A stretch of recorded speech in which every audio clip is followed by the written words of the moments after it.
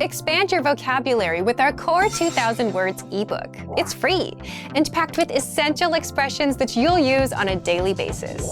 Start building your vocabulary today. Click the link in the description below to download your free Indonesian ebook before it's gone.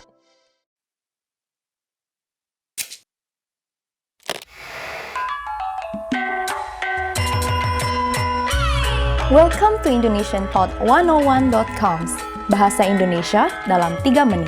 The fastest, easiest, and the most fun way to learn Indonesian. Halo, nama saya Vira. Senang bertemu dengan Anda. Hi, I'm Vira. Nice to meet you.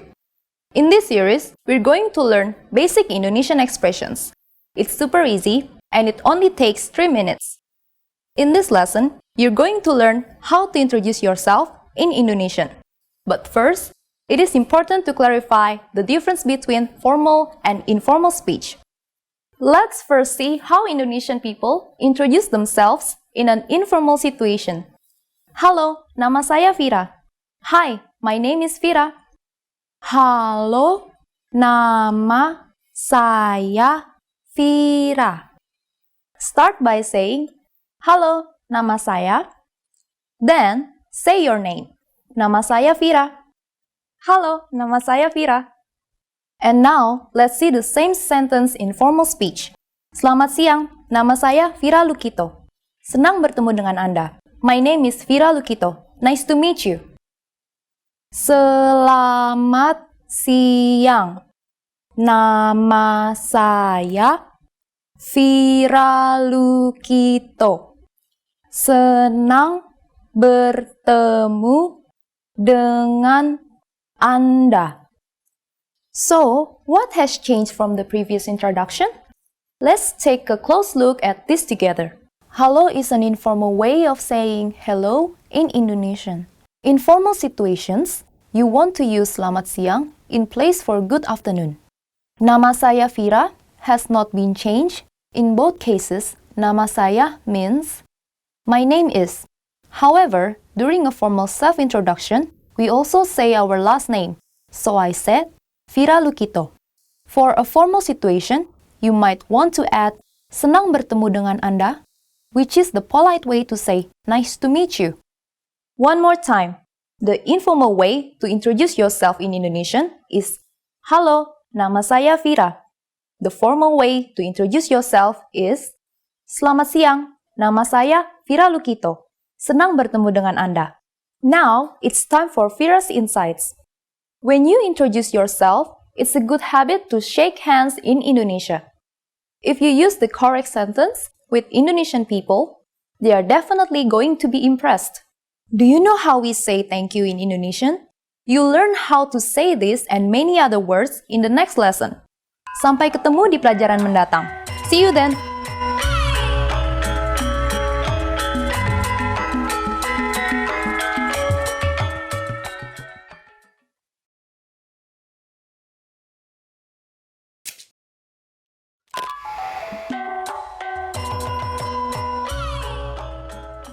Halo semuanya, nama saya Vira. Hi everybody, I'm Vira. Welcome to IndonesianPod101.coms. Bahasa Indonesia dalam 3 menit. The fastest, easiest, and most fun way to learn Indonesian. In the last lesson, we learned how to introduce ourselves in Indonesian. In this lesson, we're going to learn how to use good manners as we thank people. Sudah siap? Are you ready? Mari kita mulai. So let's start. There are several ways to thank people. Let's start with the easiest. It is only one word. Makasih. Makasih. Makasih means thanks. To make this phrase stronger, you just need to add banyak. Makasih banyak. Makasih banyak. Banyak means a lot. So, makasih banyak is like saying thank you very much. During the last lesson, we mentioned both the informal and the formal way of speaking Indonesian. Makasih is the informal way to thank someone. If you want to be more formal, there is another phrase you should use. Terima kasih. Terima kasih. Let's break this phrase down. Terima means receive, and kasih stands for kindness. But overall, terima kasih means thank you. You can also strengthen this phrase and say, thank you very much. Terima kasih banyak. How do you answer? It's easy. There are basically two different ways to do it. The first is sama-sama. Sama-sama. Sama-sama literally means same, but it is the equivalent of you are welcome. The other way to say you are welcome is the expression kembali. Kembali. Literally, this word means back or return, but it stands for thanks right back at you. This has become a common and polite way to respond to someone thanking you. So, when someone says makasih to you, simply reply with kembali. Now, it's time for Vira's Insights. Makasih is actually the shortened form for terima kasih, and it should be used within casual conversation among friends and family. But terima kasih can be used with just about anyone, anywhere, and at any time. Do you know what sampai jumpa means? In our next lesson, you'll learn this and other ways to say hello and goodbye in Indonesian. Sampai ketemu di pelajaran mendatang. Bye!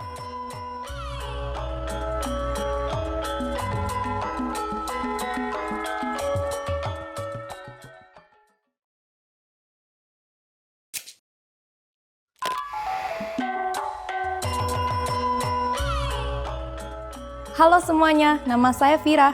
Hi everybody, I'm Vira. Welcome to IndonesianPod101.coms. Bahasa Indonesia dalam 3 menit. The fastest, easiest, and most fun way to learn Indonesian. In the last lesson, we learned how to show gratitude to people by saying terima kasih. In this lesson, we'll learn some of the most common greetings used in Indonesia. Sudah siap? Are you ready? Mari kita mulai. So let's start. The most used informal greeting is halo. Halo. Halo means hi or hello. We use it when we meet.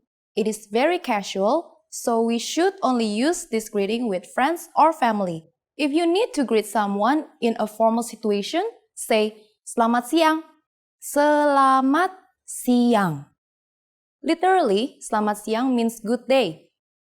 We can use selamat siang only during the daytime, from 11 a.m. until 3 p.m. During the afternoon, we say selamat sore. Selamat sore. Sore is Indonesian for afternoon, so selamat sore means good afternoon. This is used from about 3 p.m. to 6 p.m. During the night, we say selamat malam. Selamat malam. Malam is Indonesian for night. This is used from 6 p.m. to midnight. And finally, during the morning, we say selamat pagi. Selamat pagi. Pagi is Indonesian for morning. This is used in the morning until 11 a.m. These 4 greetings are used when we meet someone. But when we leave, we don't say them again. When we part in Indonesia, we say selamat tinggal. Selamat tinggal. Selamat tinggal means goodbye, and it is a formal expression. Finally, in Indonesian, we have an expression meaning see you that can be considered both formal and informal. Sampai jumpa. Sampai jumpa. Now, you can greet people in many different ways in Indonesian. Let's review them all again. When meeting in informal situations, we say halo. When meeting older people or someone we don't know, we say selamat pagi in the morning, selamat siang in the early afternoon, selamat sore in the evening, or selamat malam at night. When living in a formal situation, we say selamat tinggal. When living, no matter whether it's a formal or informal situation, sampai jumpa. It's easy, isn't it? Now it's time for Vira's Insights. In formal situations, Indonesian people commonly greet each other by shaking hands and bowing the head slightly. On the other hand, if we meet someone we are very friendly with, we can just wave. During the next lesson, we'll learn the meaning of the phrase, apakah kamu bisa bahasa Inggris? Do you already know it? We'll be waiting to talk about it with you in our next Bahasa Indonesia dalam 3 menit lesson. Sampai jumpa!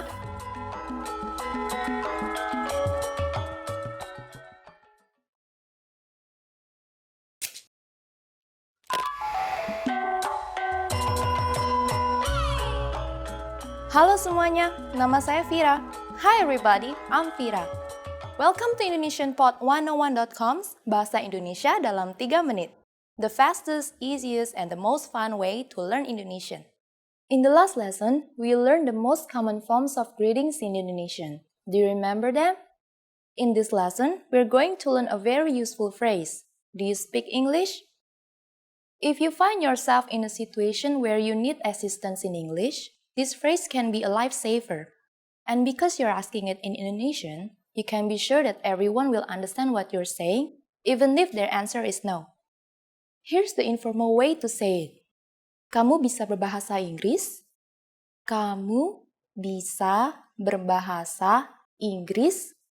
Kamu bisa berbahasa Inggris literally means you can speak English, but depending on the way you say it, you can turn it into a question. Kamu is the informal way to say you. The next word is the verb bisa, which means be able. Berbahasa is a verb. This word is made up of bahasa, which means language, and ber, which is a prefix.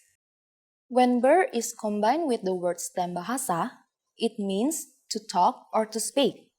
And you probably recognize English to be English. To learn more about ber verbs like berbahasa, please look at our Absolute Beginner series on IndonesianPod101.com. You can find very detailed grammar lessons and resources there. We are now going to make this sentence formal. First, we have to use the word apakah, which roughly means tell me whether. Next, we need to use the formal version of you, which is Anda. And everything else stays the same. Apakah Anda bisa berbahasa Inggris? Apakah Anda bisa berbahasa Inggris? Adding permisi, excuse me, the sentence becomes even more polite. Permisi, apakah Anda bisa berbahasa Inggris? Permisi, apakah Anda bisa berbahasa Inggris? The responses you will receive could be one of these three. Bisa, I can. Bisa. Sedikit, a little. Sedikit. Maaf, saya tidak bisa. Sorry, I can't. Maaf, saya tidak bisa. Maaf is a polite way to say you're sorry. Saya is Indonesian for I. Since this last one is a negative statement, we need to say tidak, which means no, before the verb bisa. So, sorry, I can't is maaf, saya tidak bisa. Now it's time for Vira's insights. For those of you who are not only English speakers, you can obviously use this question with any language you need. Just substitute English with Italia for Italian, Rusia for Russian, Spanish for Spanish, German for German. In this lesson, we mentioned the expression maaf. In the next lesson, we will learn more about this and other ways to apologize in Indonesian. It's never too late to show your good manners with Indonesian people. I'll see you in our next Bahasa Indonesia dalam 3 menit lesson. Sampai jumpa!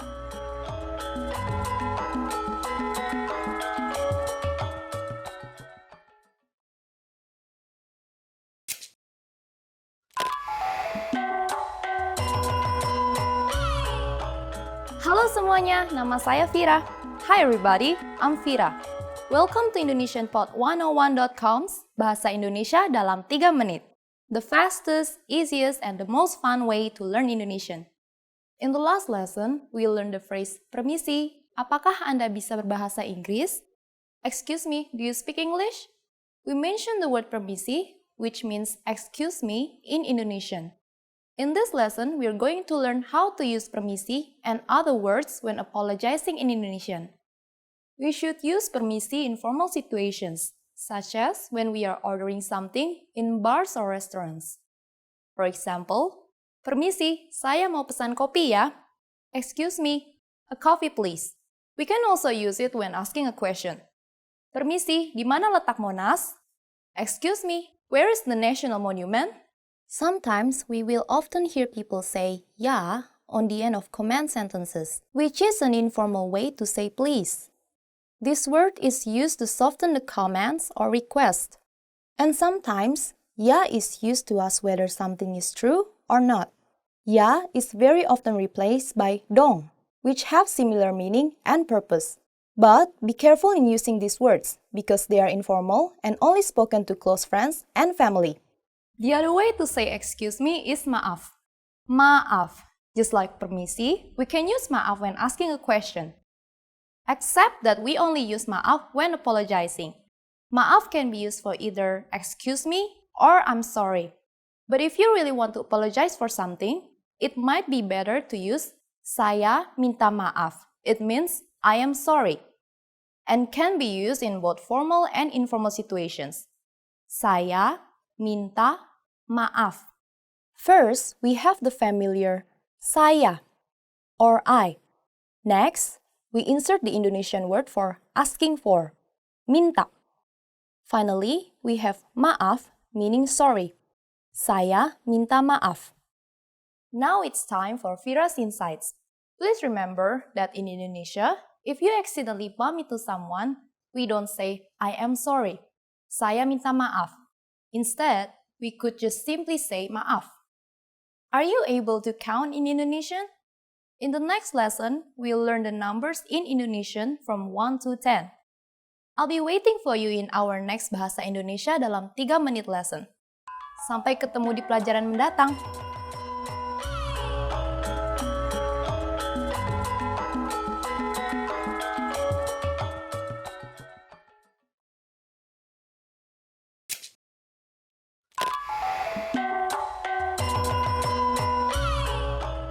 Halo semuanya, nama saya Vira.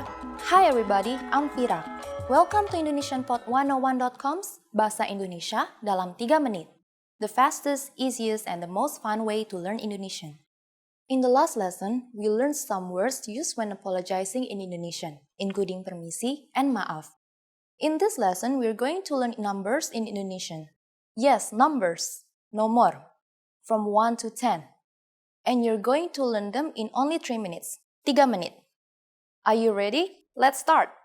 1, 1, 2, 2, 3, 3,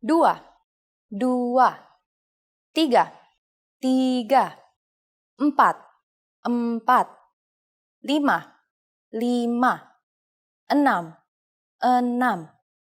6, 6,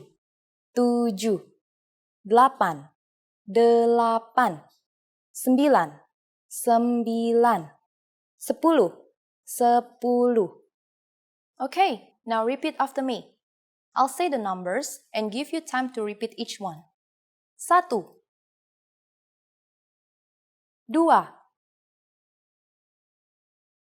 3, 4, 5, 6,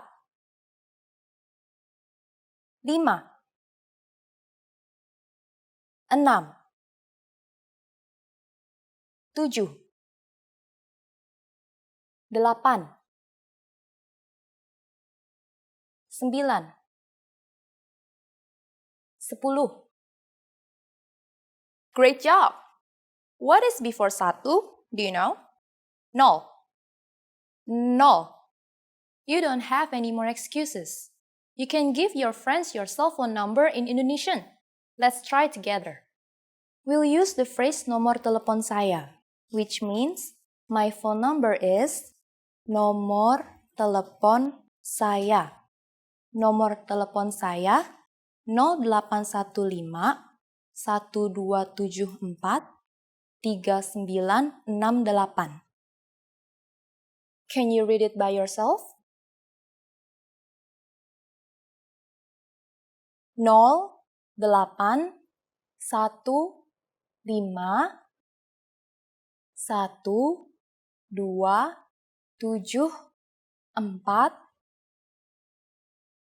3968. Perfect! Now it's time for Vira's Insights. When you go to the bank in Indonesia, you sometimes have to stand in line with a number. When it's your turn to check out, they will scream nomor 1, nomor 10, and so on. Learn your numbers well so you can be ready.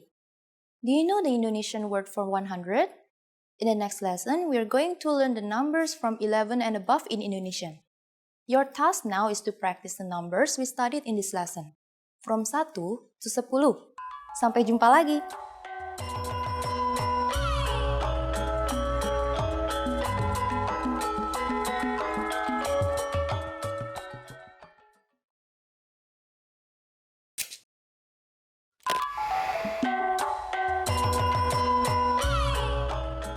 Halo semuanya, nama saya Vira. Hi everybody, I'm Vira.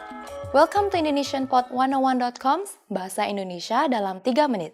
The fastest, easiest, and the most fun way to learn Indonesian. In the last lesson, we learned the numbers from 1 to 10. Have you forgotten? Here, I'll tell you again. 1, 2, 3, 4, 5, 6, 7, 8, 9, 10. And now, let's continue from 11. 11, 11, 12, 12,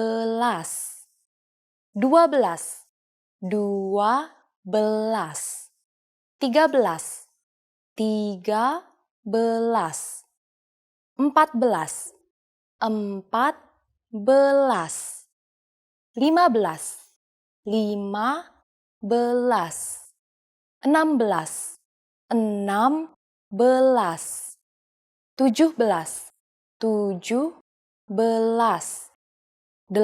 14, 15, 15, 16, 16, 17, 17, 18, 18, 19, 19, and finally we have 20, 20. Okay, now repeat after me. I'll say the numbers and give you time to repeat each one. 11, 12, 13, 14, 15,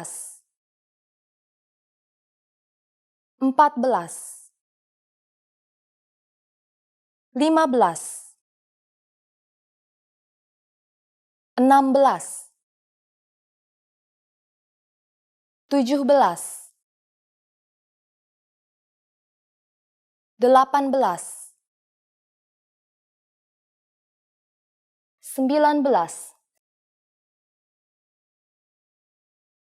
20.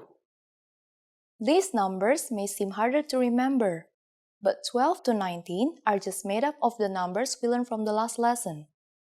And the word belas, tens. 2, 2. 12, 12. But for 11, we use the prefix se instead of satu, then add the word belas at the end, 11. For 20 or 20, we add puluh at the end of the number 2. Remember what 10 was in Indonesian? 10. Let's not stop at 20. Counting to 100 is super easy. Now I'll give you the tens. 30, 30, 40, 50,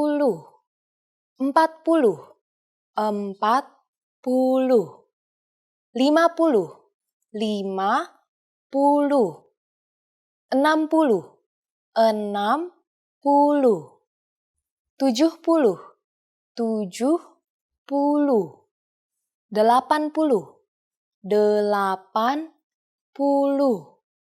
60, 60, 70, 70, 80, 80, 90, 90, 100, 100. What happens after 100 or 100? There is 1000 for 1000, 10.000 for 10,000, 100.000 for 100,000, and finally, we have 1 juta for 1 million. The last thing to learn in this lesson is how to form compound numbers above 20. This is also super easy. Take the tens and simply add the numbers you learned in the previous lesson. Let's try it out. How would you say 56 in Indonesian? Let's take it step by step. 50 is 50, and then add 6, 6. 56. It's done! Isn't that easy? Let's try a slightly harder number. For instance, 250,000. Take 200, 200, next, 50, 50, and add 1,000, 1000. 250,000. After only 2 lessons, You are now able to count up to 1 billion in Indonesian. In the next lesson, we're going to put your number knowledge to use. Do you have all the skills you need to go shopping in Indonesia? If not, I'll be waiting for you in our next Bahasa Indonesia dalam 3 menit lesson. Sampai jumpa!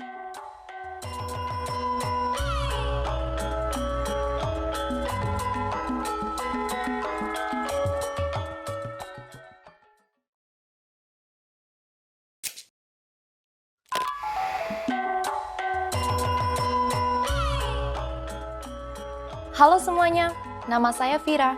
Hi everybody, I'm Vira. Welcome to IndonesianPod101.com's Bahasa Indonesia dalam 3 menit. The fastest, easiest, and the most fun way to learn Indonesian. In the last lesson, we learned how to count in Indonesian. I hope you spend some time practicing the numbers, because they will come in handy in this lesson. We're going to learn how to go shopping in Indonesia. Before we go, you need to know how to say, how much is it? Ini berapa harganya? Ini berapa harganya? Are you ready to go shopping in Indonesia? Let's go! You see something you like and want to ask the shopkeeper how much it costs. The first thing to say is, permisi. Do you remember what that means? Excuse me. Permisi, ini berapa harganya? Permisi, ini berapa harganya? If you want to be more specific when asking how much is this and refer to a certain type of object, we need to put the noun in front of the question. For example, hat is topi. Permisi, topi ini berapa harganya? Excuse me, how much is this hat? Permisi, topi ini berapa harganya? And sandal is sendal. Permisi, sendal ini berapa harganya? Excuse me, how much are these sandals? Permisi, sendal ini berapa harganya? At this point, the shopkeeper can answer by saying, ini harganya, or yang ini, and then the price. For example, ini harganya Rp30.000, or yang ini Rp30.000. What number is 30.000? I'm not telling you. Okay, it's 30,000. It costs 30,000 rupiahs. Now, it's time for Vira's Insights. A quick way to ask how much is berapa.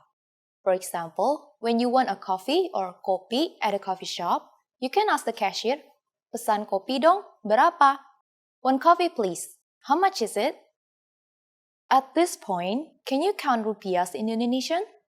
We are going to learn how to do this and much more in the next lesson. I'll be waiting for you in our next Bahasa Indonesia dalam 3 menit lesson.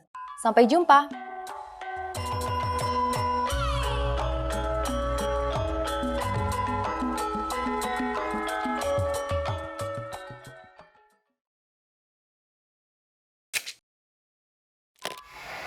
How are your Indonesian listening skills? First, you'll see an image and hear a question. Next comes a short dialogue. Listen carefully and see if you can answer correctly. We'll show you the answer at the end. Are you ready? Seorang laki-laki sedang membaca dari buku hariannya. Apakah hal pertama yang dilakukan laki-laki itu hari ini? Cuaca hari ini sangat bagus. Aku pergi berenang di kolam renang pada sore ini, dan pergi nonton ke bioskop di malam hari. Saya juga belajar sepanjang pagi. Hari ini lumayan juga. Apakah hal pertama yang dilakukan laki-laki itu hari ini?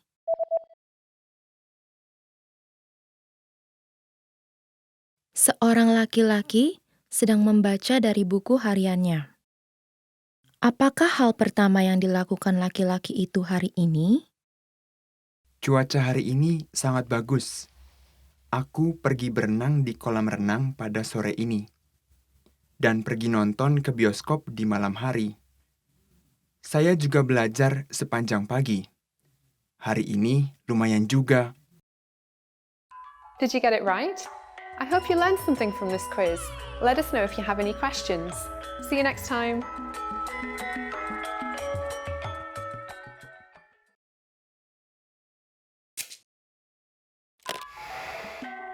Hi everyone, I'm Gabriella. How are your Indonesian listening skills? In this video, you'll have a chance to test them out with a quiz. First, you'll see an image and hear a question. Next comes a short dialogue. Listen carefully and see if you can answer correctly. We'll show you the answer at the end. Are you ready? Seorang pria sedang melaporkan tentang kinerja penjualan perusahaannya dalam sebuah rapat. Kedua diagram yang mana yang ia gunakan di dalam presentasi? Mohon dilihat lembaran informasinya. Pada diagram sebelah kiri, memperlihatkan penjualan dalam perusahaan selama 3 tahun terakhir dan prediksi penjualan untuk tahun ini. Dan diagram di sebelah kanan memperlihatkan rincian bulanan dalam penjualan sampai dengan Oktober tahun ini. Sekarang silakan amati diagram di sebelah kiri. Terlihat bahwa penjualan telah terus meningkat selama 3 tahun terakhir. Dan apabila kita dapat terus meningkatkan penjualan, total penjualan pada tahun ini akan dapat menunjukkan peningkatan dari tahun yang lalu. Selanjutnya, silakan amati diagram di sebelah kanan. Diagram di sebelah kanan menunjukkan bahwa kampanye yang telah kita lakukan pada bulan April dan Agustus cukup efektif. Saya mengerti, tetapi penjualan menurun pada bulan Mei dan September akibat kampanye. Iya, tetapi jenis rebound ini tidak dapat dihindari.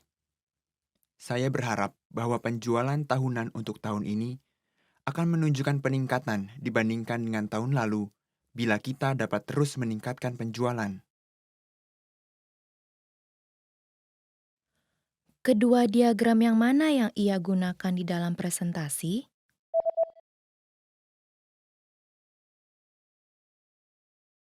Seorang pria sedang melaporkan tentang kinerja penjualan perusahaannya dalam sebuah rapat.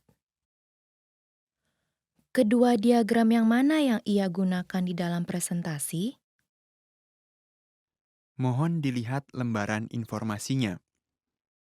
Pada diagram sebelah kiri, memperlihatkan penjualan dalam perusahaan selama 3 tahun terakhir dan prediksi penjualan untuk tahun ini. Dan diagram di sebelah kanan memperlihatkan rincian bulanan dalam penjualan sampai dengan Oktober tahun ini. Sekarang silakan amati diagram di sebelah kiri. Terlihat bahwa penjualan telah terus meningkat selama 3 tahun terakhir. Dan apabila kita dapat terus meningkatkan penjualan, total penjualan pada tahun ini akan dapat menunjukkan peningkatan dari tahun yang lalu. Selanjutnya, silakan amati diagram di sebelah kanan.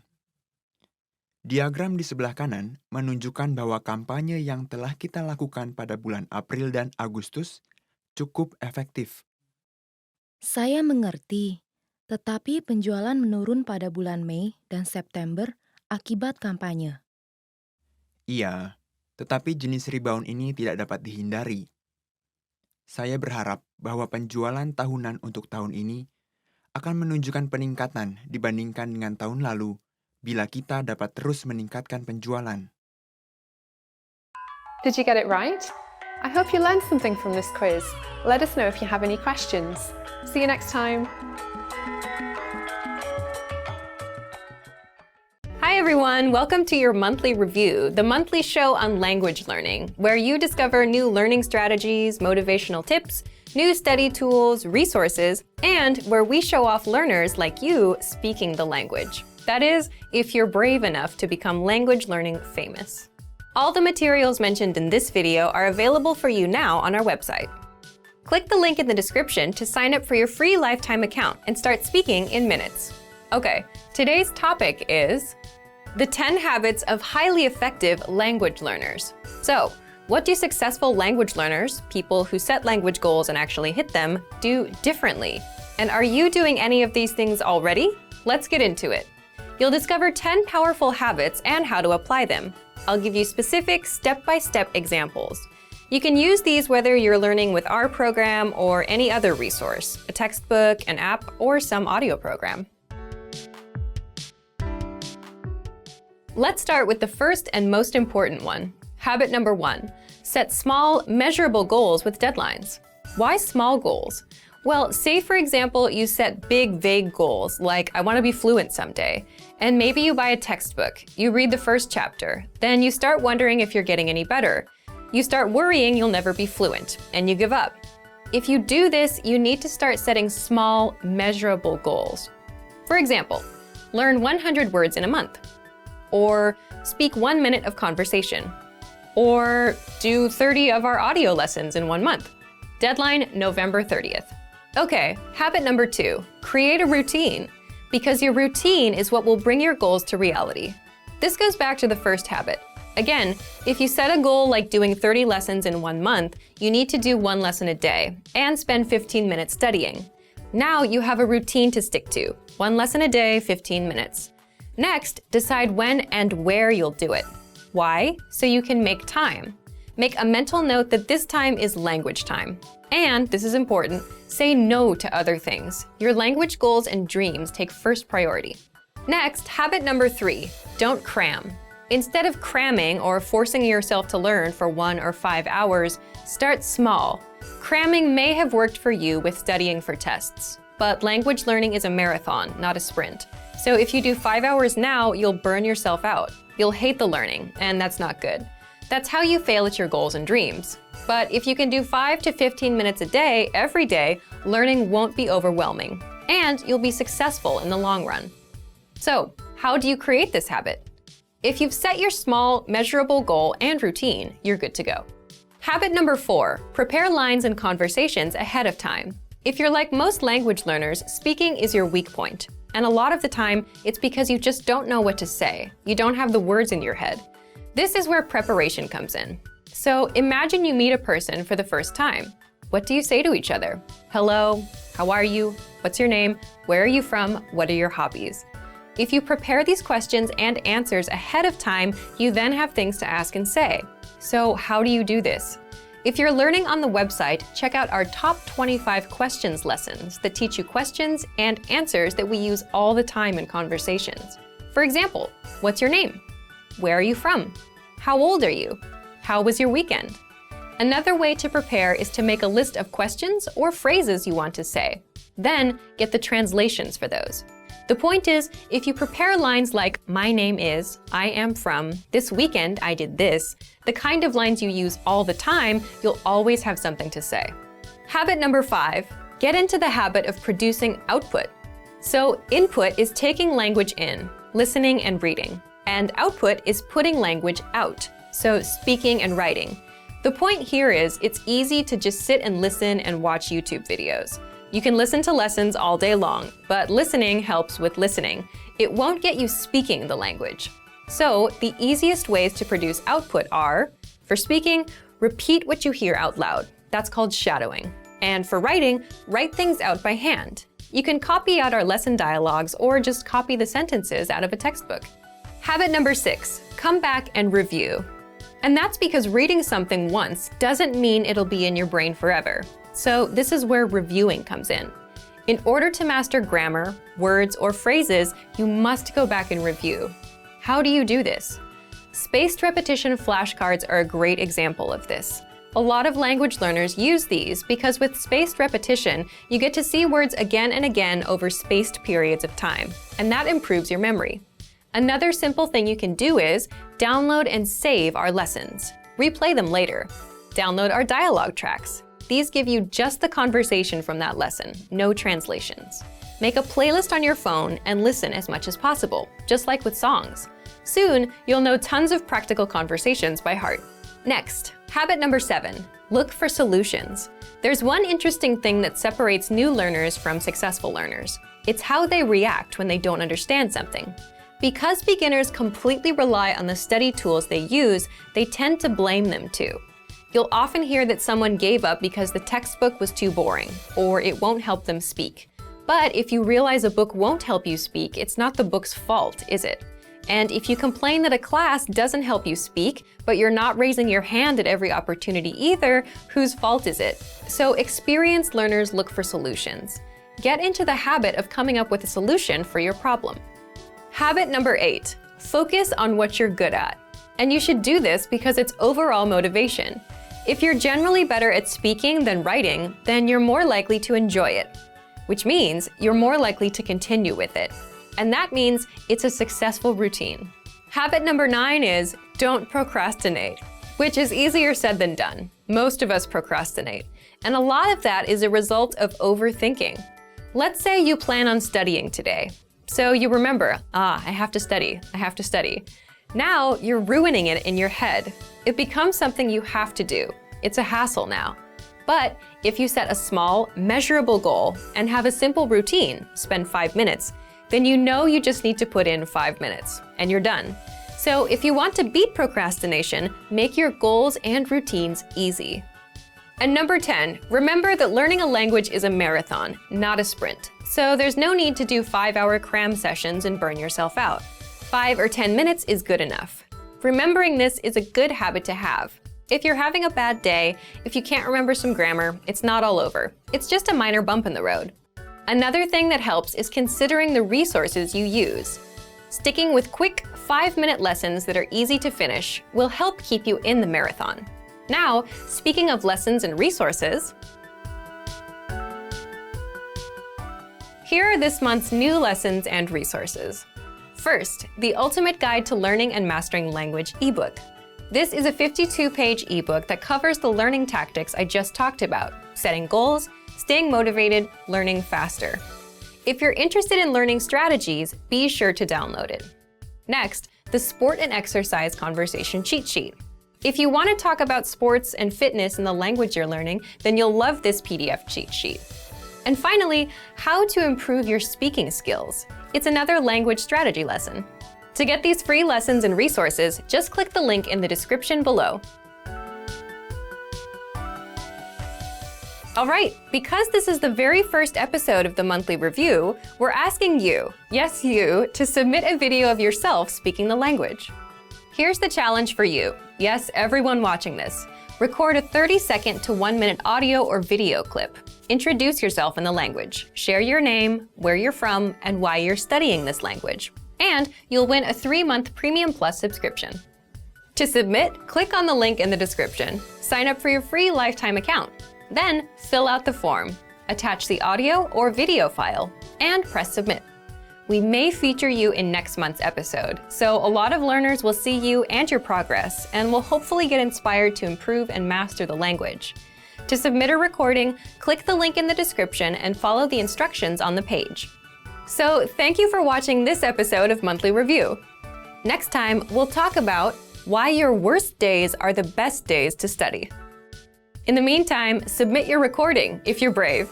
Like and share this video and leave a comment to tell us what language learning tactics you'd like us to talk about. See you next time. Bye! Want to master grammar so you can speak properly, express yourself better, and understand more? In this video, I'll show you how to master grammar with our lessons and learning program. Let's begin. Number 1. Listen to the lesson conversations and explanations. In every lesson, you learn a conversation. Then, our teachers break down every word and grammar rule. So you're actually learning grammar rules in the context of conversations, and you can easily see how they're used. Once you're done, review the conversation again and again to remember what you've learned. Number 2. Read the bonus explanations and tutorials. With the lesson notes, you get extra grammar explanations and examples that are not presented in the lesson. After you're done with the lesson, read the lesson notes for extra review. You can even save them as PDFs so that you can access them anytime. Number 3. Leave a comment on the lesson. Once you've learned a grammar point, be sure to use it. Leave a comment in the comments section. Write some example sentences for practice. Our teachers will review your comment and give you feedback. Number 4. Unlock even more grammar lessons. If you want to find all of the grammar lessons available, visit our lesson library. Under Category, choose Grammar. You'll get all of the pathways and lessons dedicated to helping you learn and master sentence patterns and grammar points. So, if you're ready to finally learn a new language the fast, fun, and easy way, sign up for your free lifetime account by clicking on the link in the description.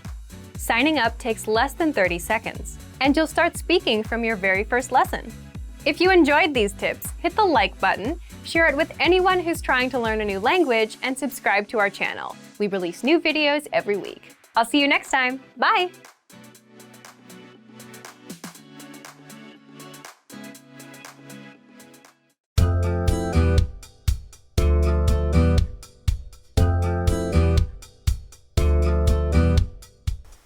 Hi everyone, I'm Blanca. Halo semua, saya Blanca. Welcome to the Indonesian Whiteboard Lessons. In this lesson, you'll learn top adjectives to describe people. Let's get started. Okay, let's look at the vocabulary.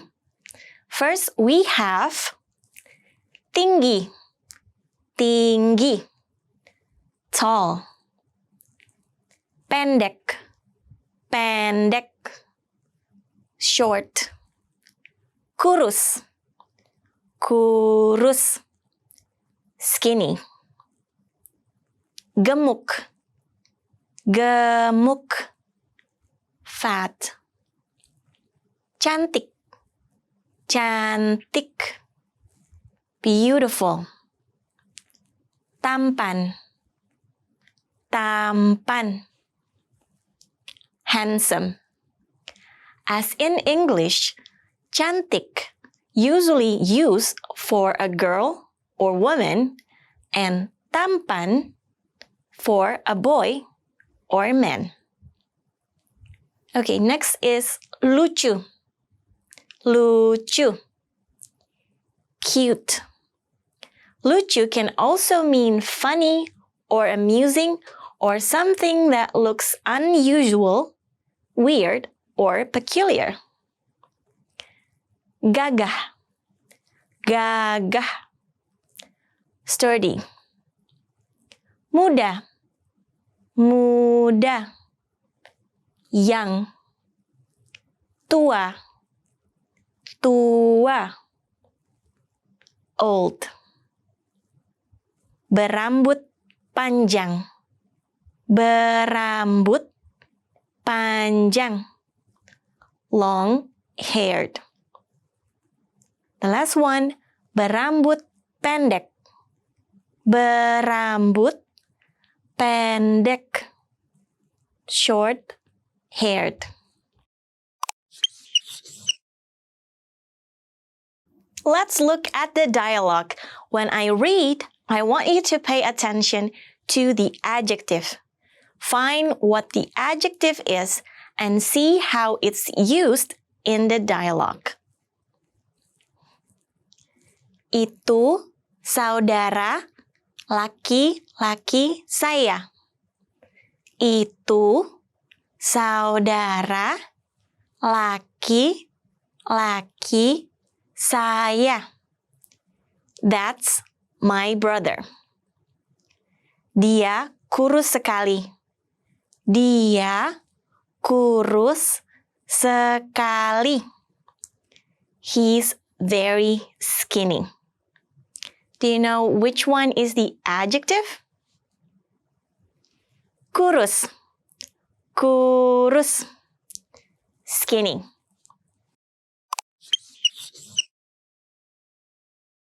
Now, let's look at some speaking examples. Dia lucu sekali. Dia lucu sekali. He's so cute. Which one is the adjective? Lucu, lucu, cute. Dia tua sekali. Dia tua sekali. She's very old. Which one is the adjective? Tua, tua, old.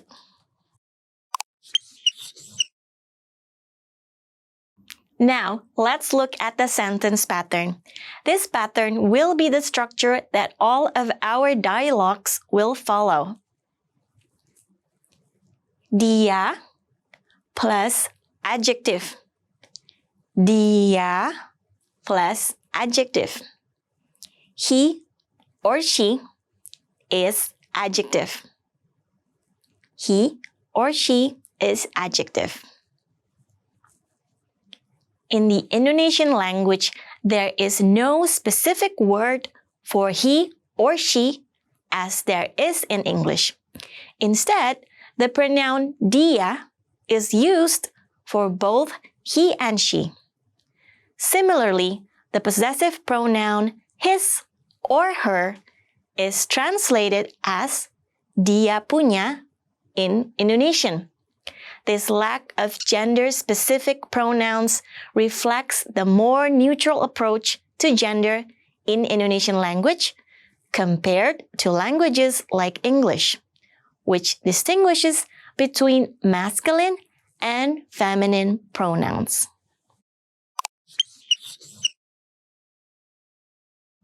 Do you remember how to say tall? Tinggi. Tinggi. And how to say short?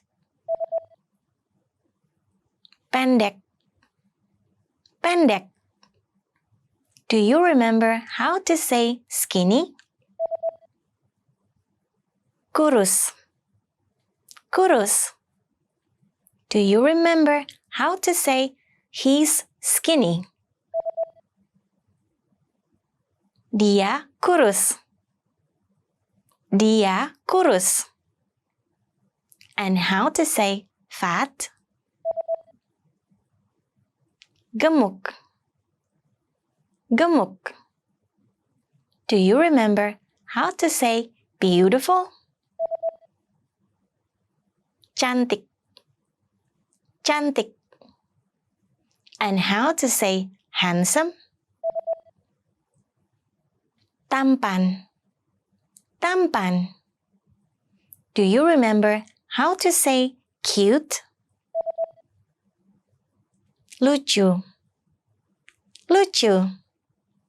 Do you remember how to say he's very cute?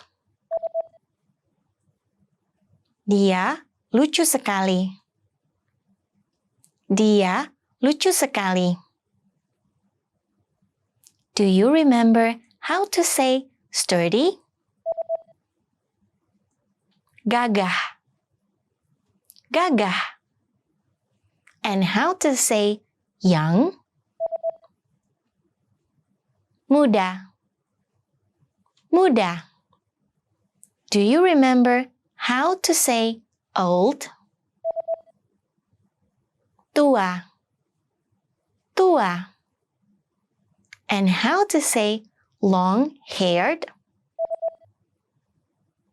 Berambut panjang. Berambut panjang. Do you remember how to say short-haired? Berambut pendek. Berambut pendek. In this lesson, you learn top adjectives to describe people in Indonesian. Thanks for watching. I'm Blanca, and I will see you on IndonesianPod101.com. Sampai jumpa lagi!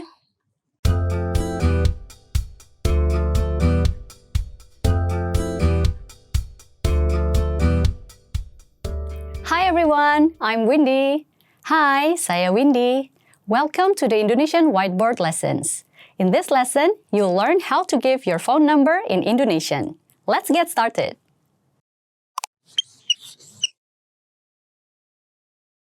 Okay, let's look at the vocabulary.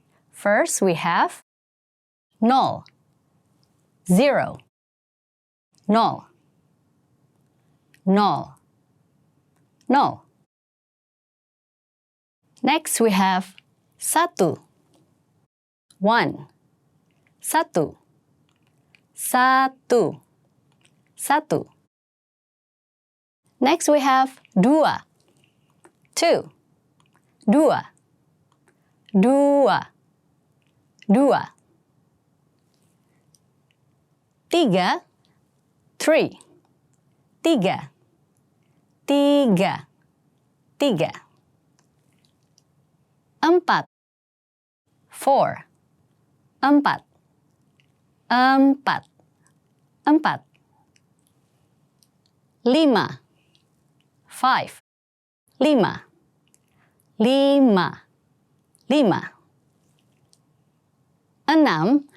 6. 6. 6. 6. 6.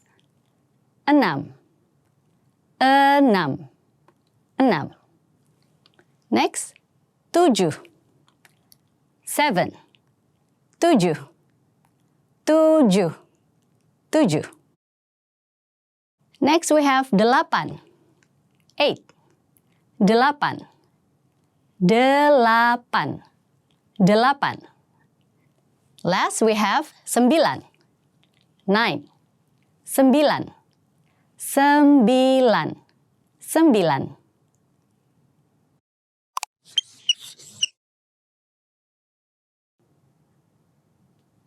Okay, let's look at the dialogue. When I read, I want you to pay attention to the phone number.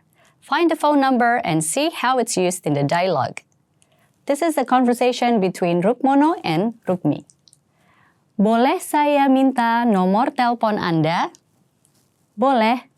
Nomor saya 0812 34 567.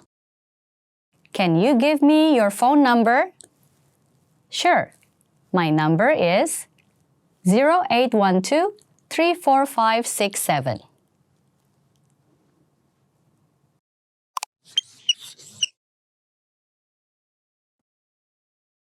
Now, let's look at the sentence pattern. This pattern will be the structure that our dialogue follows. For positive form, we say, nomor saya, number. My number is number. For negative form, we say, nomor saya bukan number. My number is not number.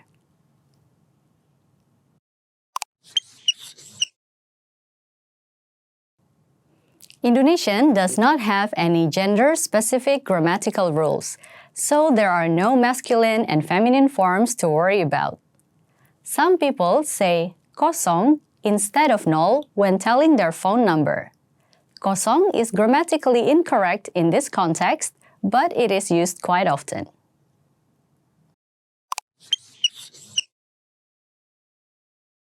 Do you remember how to say one?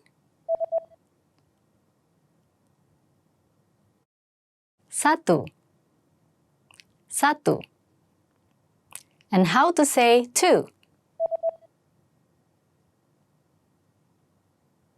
Dua. Dua. Do you remember how to say three? Tiga.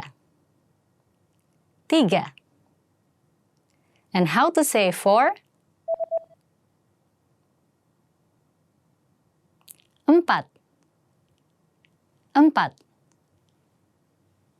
Do you remember how to say five? Lima. Lima. And how to say six? Enam. Enam. Do you remember how to say seven? Tujuh. Tujuh. And how to say eight?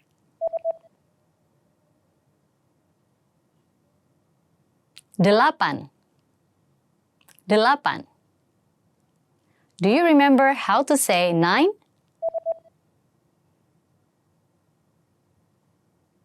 Sembilan. Sembilan. And how to say zero? Nol. Nol. Do you remember how to say my number? Nomor saya. Nomor saya. And how to say, my number is 081234567.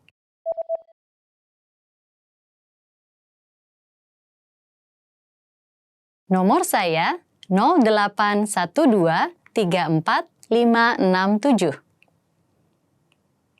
Nomor saya 081234567.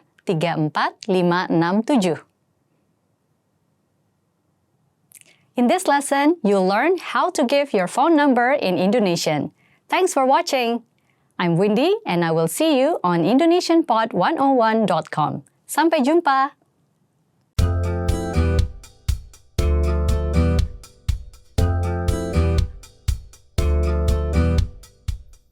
Hi everyone, I'm Windy Anggraini.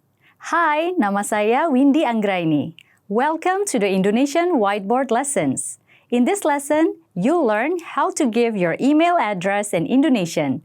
Let's get started.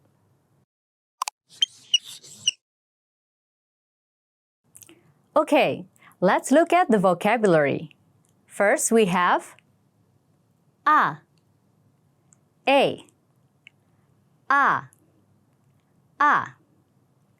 Next, B, B, B, B. Next we have Ch, pronounced somewhat like ch as in church. Che, C, che, che.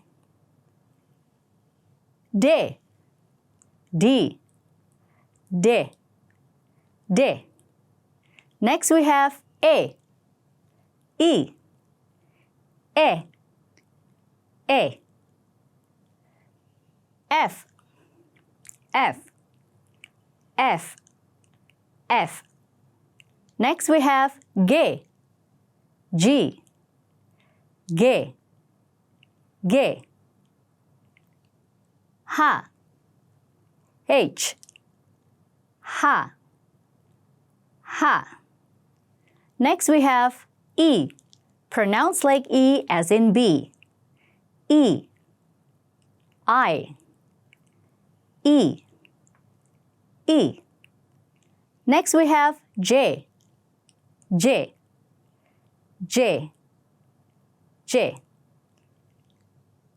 K, K, K, K.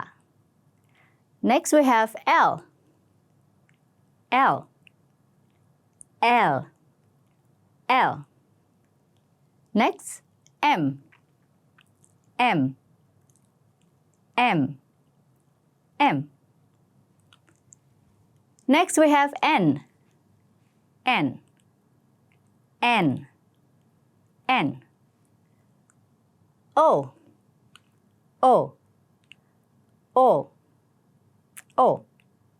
Next we have P, P, P, P. Key, Q, key, key. Next we have R, R, R, R. S, S, S, S. Next, T, T, T, T. Next we have U, pronounced like U as in food. U, U, U, U. Next, Fe, V, Fe, Fe. Next we have We, W, We, We. Next we have X, X, X, X. Y, Y, Y, Y. Last we have Z, Z, Z, Z.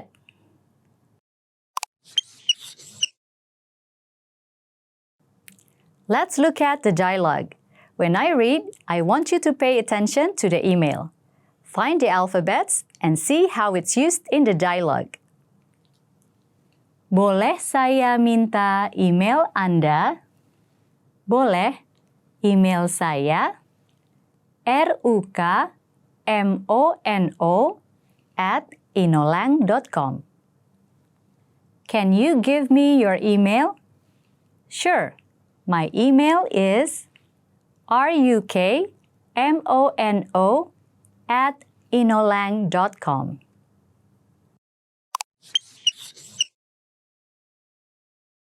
Now, let's look at the sentence pattern. This pattern will be the structure that all of our dialogue follows. Email saya, email address. My email is email address.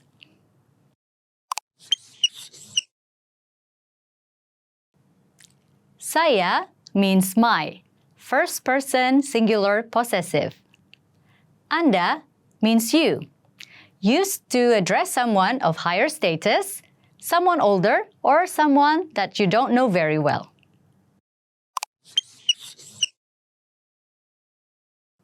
Do you remember how to say, "Can you give me"?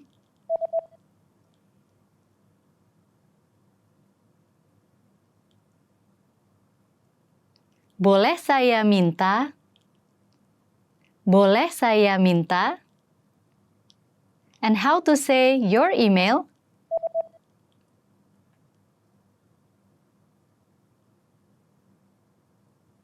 Email Anda. Email Anda. Do you remember how to say, "Can you give me your email"?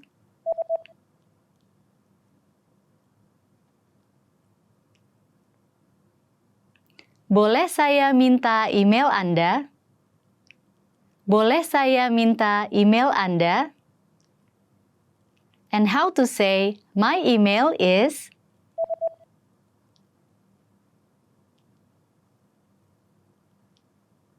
Email saya. Email saya.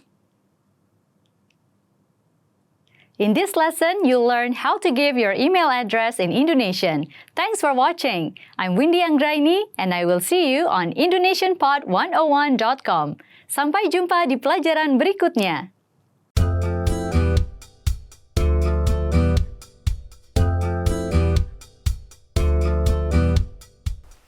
Hi everyone, I'm Blanca. Halo semua, saya Blanca. Welcome to the Indonesian Whiteboard Lessons. In this lesson, you'll learn using common adverbs of frequency to talk about daily habits. Let's get started.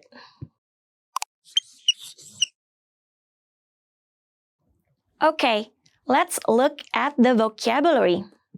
First, we have selalu. Selalu. Always. Setiap hari. Setiap hari. Every day. Setiap means every. So this could be used if you want to say every morning. Setiap pagi. Setiap pagi. Or if you want to say every night. Setiap malam. Setiap malam. Okay, next. Sering.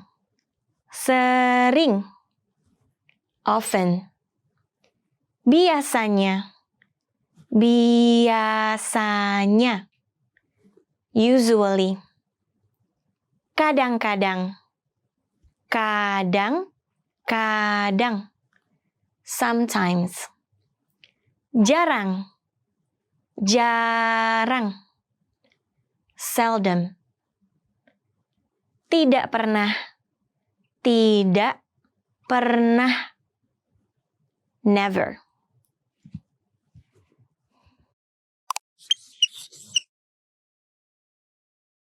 Let's look at the dialogue. When I read, I want you to pay attention to the adverb. find what the adverb is and see how it's used in the dialogue. The first example. Apakah kamu sering berolahraga? Apakah kamu sering berolahraga? Ya, aku selalu berolahraga setiap pagi. Ya, aku selalu berolahraga setiap pagi. Here's the meaning for you. Do you often exercise? Yes, I always exercise every morning.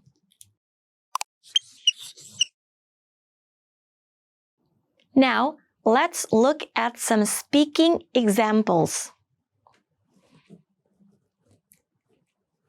Ya, aku biasanya makan di rumah. Ya, aku biasanya makan di rumah. Yes, I usually eat at home. Next one. Kadang-kadang aku tidur siang. Kadang-kadang aku tidur siang. Sometimes I take a nap. Aku jarang membaca buku sekarang. Aku jarang membaca buku sekarang. I seldom read books now. Can you point out which one is the adverb of frequency in these examples? Let's find out. Biasanya. Biasanya. Usually. Kadang-kadang. Kadang-kadang. Sometimes. Jarang. Jarang. Seldom.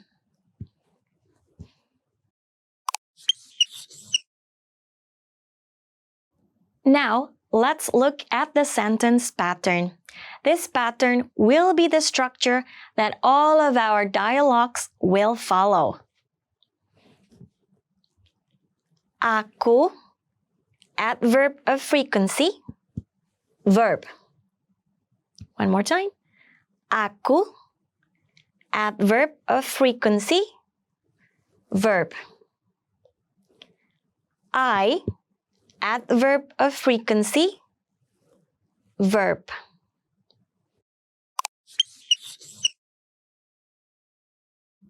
Do you remember how to say always? Selalu. Selalu. And how to say always exercise? Selalu berolahraga. Selalu berolahraga. And how to say every day?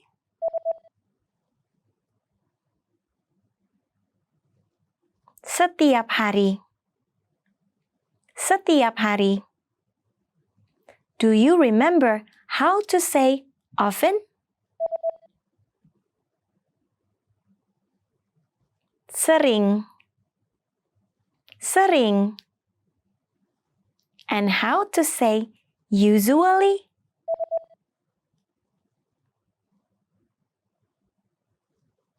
Biasanya. Biasanya. Do you remember how to say sometimes?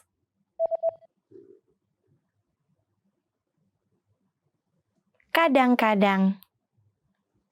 Kadang-kadang. And how to say seldom,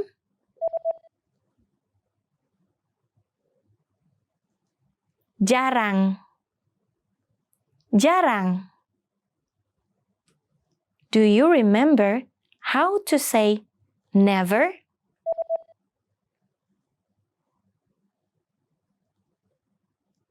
Tidak pernah. Tidak pernah. In this lesson, you learn using common adverbs of frequency to talk about daily habits in Indonesian. Thanks for watching. I'm Blanca and I will see you on indonesianpod101.com. Sampai jumpa lagi!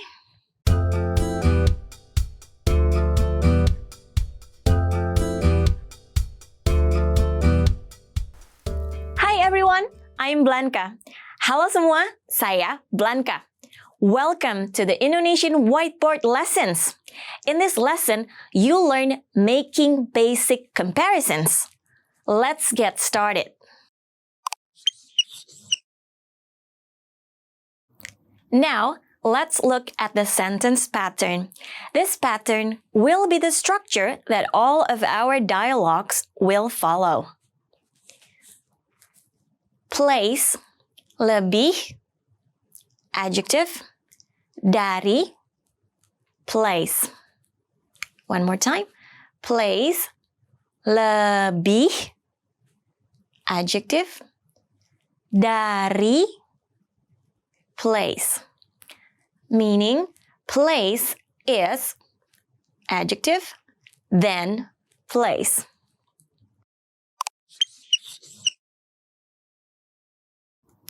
Let's look at the dialogue. When I read, I want you to pay attention to adjectives. Find what the adjective is and see how it's used in the dialogue. Apakah Jakarta ramai? Apakah Jakarta ramai? Jakarta lebih ramai dari Surabaya. Jakarta lebih ramai dari Surabaya. Let's see the meaning. Is Jakarta crowded? Jakarta is more crowded than Surabaya.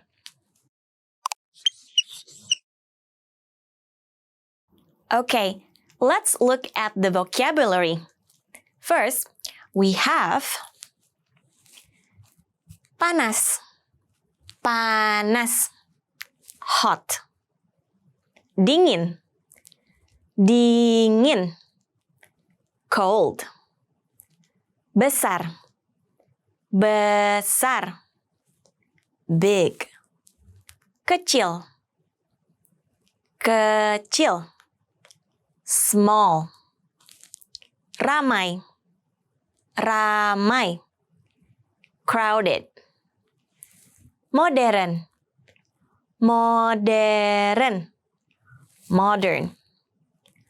Bersejarah, bersejarah, historic. Sibuk, sibuk, busy. Kering, kering, dry. And the last one is basah, basah, wet. And here I have some sample of places, which is Jakarta, Jakarta, Surabaya, Surabaya, Bandung, Bandung, Medan, Medan, and Yogyakarta, Yogyakarta.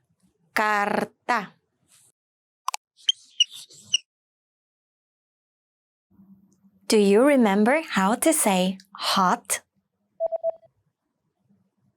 Panas, panas. And how to say cold? Dingin.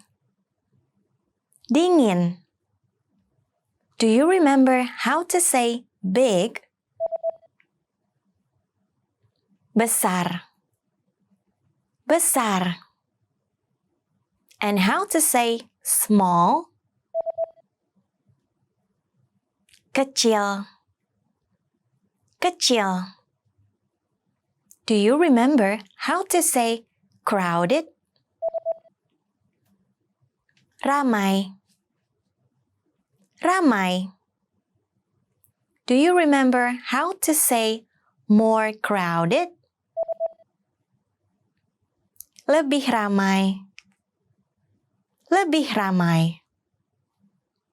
And how to say Jakarta is more crowded than Surabaya? Jakarta lebih ramai dari Surabaya. Jakarta lebih ramai dari Surabaya.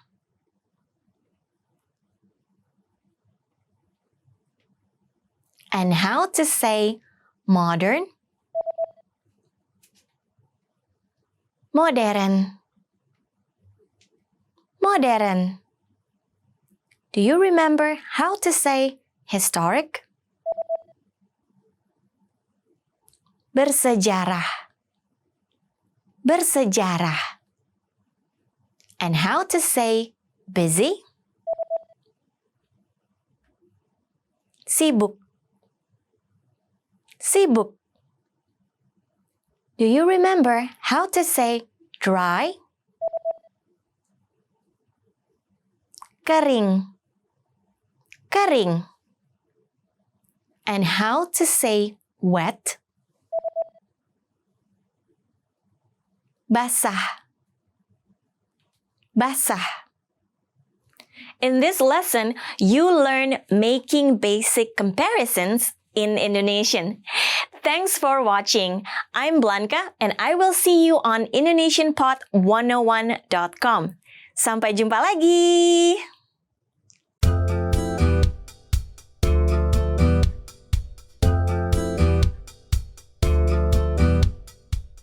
Hi everyone, I'm Windy Anggraini. Hai, saya Windy Anggraini. Welcome to the Indonesian Whiteboard Lessons. In this lesson, you'll learn how to give your name in Indonesian. Let's get started.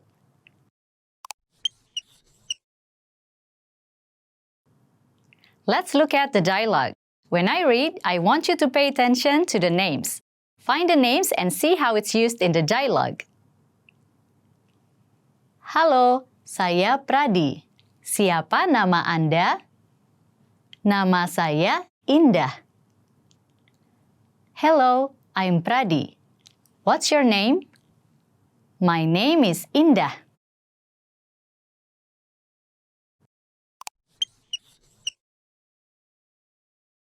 Now, let's look at the sentence pattern. This pattern will be the structure that all of our dialogues will follow.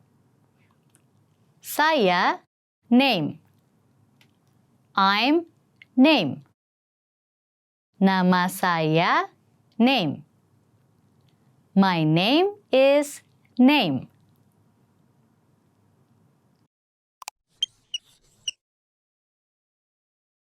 Okay, let's look at the vocabulary. First, we have halo, hello, halo, halo, halo.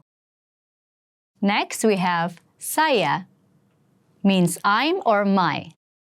Saya, saya, saya.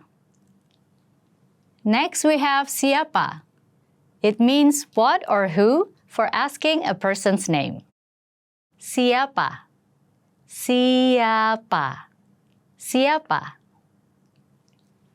Nama means name. Nama, nama, nama. Next, we have Anda, you.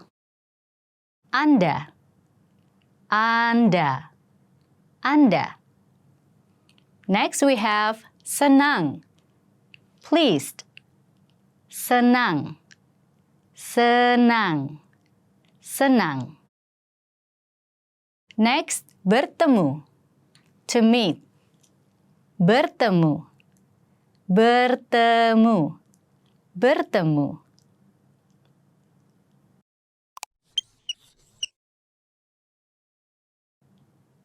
Now, let's look at a speaking example. Halo, siapa nama Anda? Hello, what's your name? Senang bertemu Anda. Nice or pleased to meet you.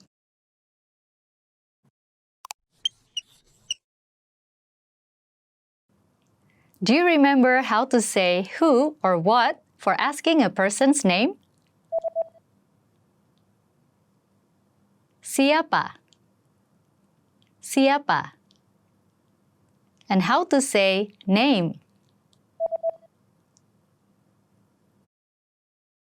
Nama. Nama. Do you remember how to say you?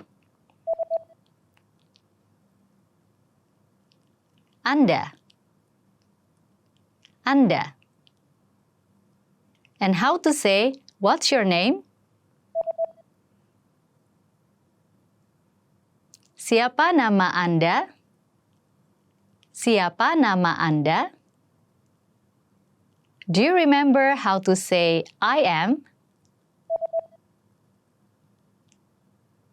Saya. Saya. And how to say, pleased?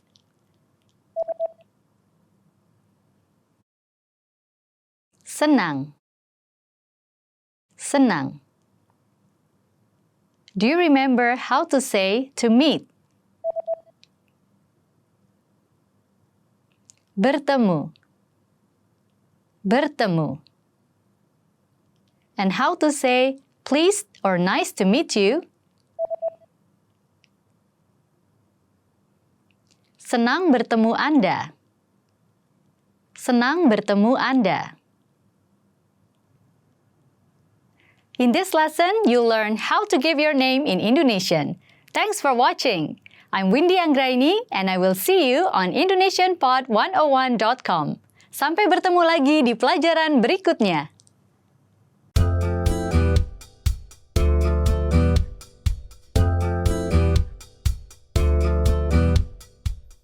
Hi everyone, I'm Windy Anggraini. Hai semua, saya Windy Anggraini. Welcome to another Indonesian whiteboard lesson.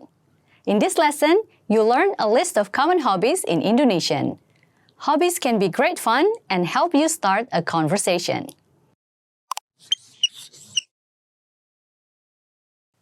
Okay, let's look at the vocabulary for common hobbies. First, we have some verbs. Membaca, to read. Membaca, membaca. Next, berenang, to swim. Berenang, berenang. Memasak, to cook. Memasak, memasak. Next, menari, to dance. Menari, menari. Memancing is to fish. Memancing, memancing. Next, berlari, to run. Berlari, berlari. Next we have bepergian, to travel. Bepergian, bepergian. Berkemah, to go camping. Berkemah, berkemah. Next, berbelanja, to go shopping. Berbelanja, berbelanja. Berolahraga, to play sports. Berolahraga, berolahraga. Next, memotret, to take pictures. Memotret, memotret. Now let's move on to the verb phrases. First we have menonton televisi, to watch TV. Menonton televisi. Menonton televisi. Next we have bermain game, to play video games. Bermain game. Bermain game. Last we have mendengarkan musik, to listen to music. Mendengarkan musik. Mendengarkan musik.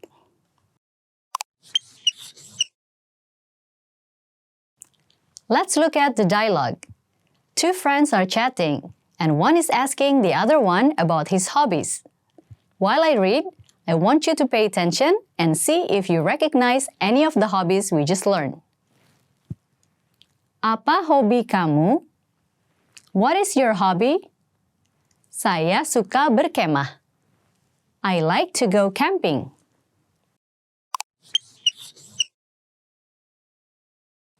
Now, let's look at some more examples of people talking about their hobbies.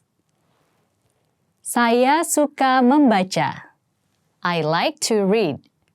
Saya suka membaca. Saya suka bermain game. I like to play video games. Saya suka bermain game. You might also hear people pronounce game with the English pronunciation game.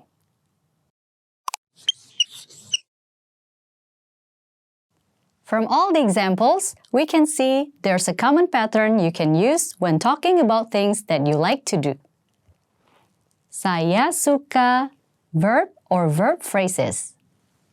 I like verb or verb phrases.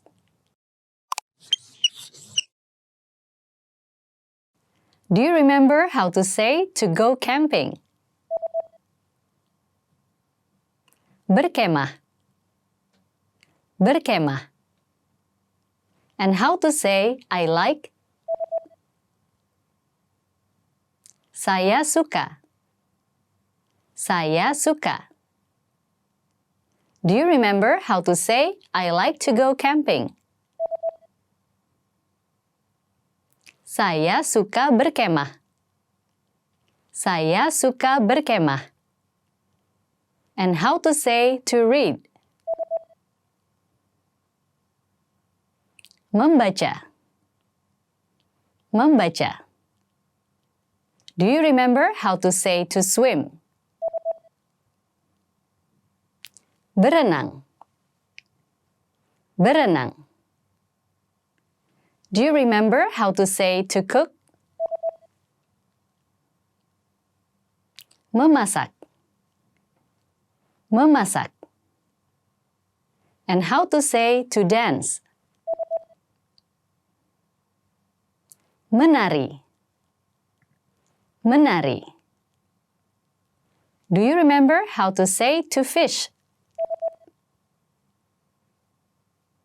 Memancing. Memancing. And how to say to run? Berlari. Berlari. Do you remember how to say to travel? Bepergian. Bepergian. And how to say to watch TV? Menonton televisi. Menonton televisi. Do you remember how to say to play video games? Bermain game. Bermain game. And how to say to listen to music? Mendengarkan musik. Mendengarkan musik. Do you remember how to say to go shopping?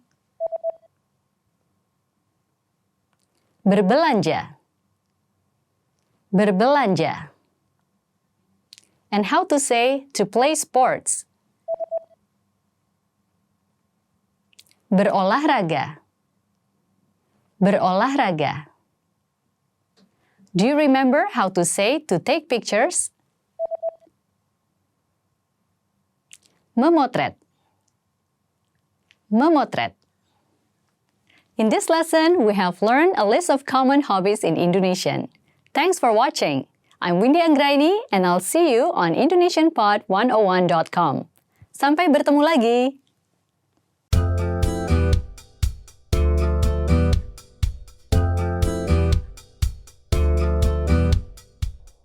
Hi everyone, I'm Windy Anggraini. Hai semua, saya Windy Anggraini.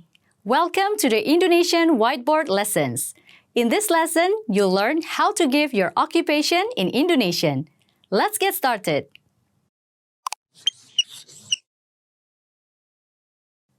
Okay, let's look at the vocabulary. First we have pelajar, student. Pelajar. Pelajar. Next we have investor. Investor. Investor. Investor. Next, dokter. Doctor. Dokter. Dokter. Next we have perawat. Nurse. Perawat. Perawat. Next we have arsitek. Architect. Arsitek. Arsitek. Next, pengusaha. Business person. Pengusaha. Pengusaha. Next we have insinyur. Engineer. Insinyur. Insinyur. And last we have guru. Teacher. Guru. Guru.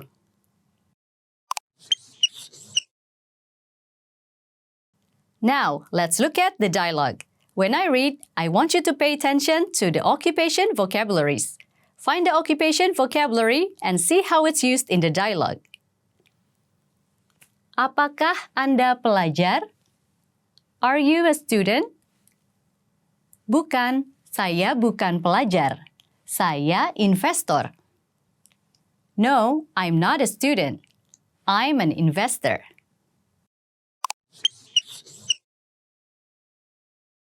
Now, let's look at the sentence pattern.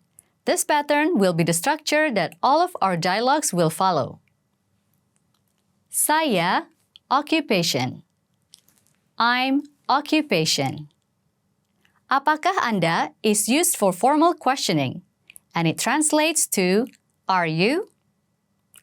Bukan is a negation word to express not or non.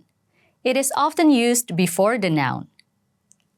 Saya is a formal or polite way to say I.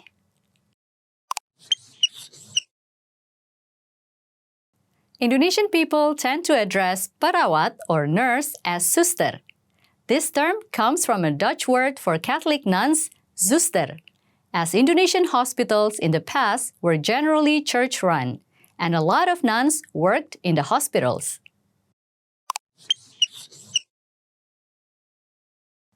Do you remember how to say student?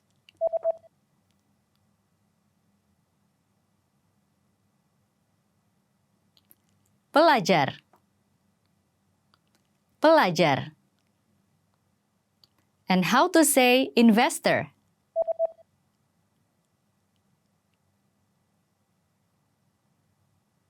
Investor.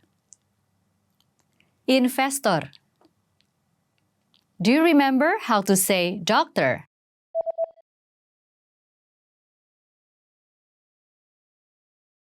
Dokter. Dokter. And how to say nurse?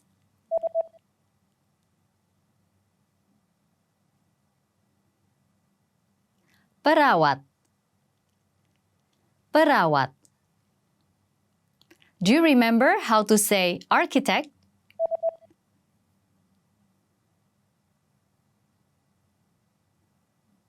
Arsitek.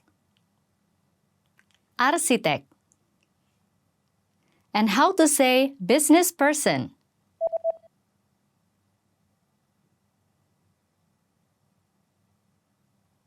Pengusaha. Pengusaha. Do you remember how to say engineer?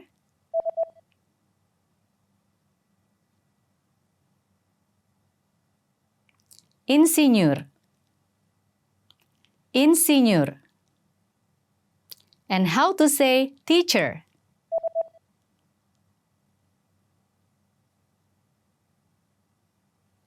Guru. Guru. Do you remember how to say I'm an investor?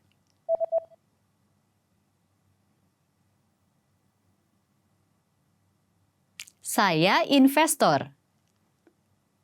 Saya investor. And how to say, are you a student?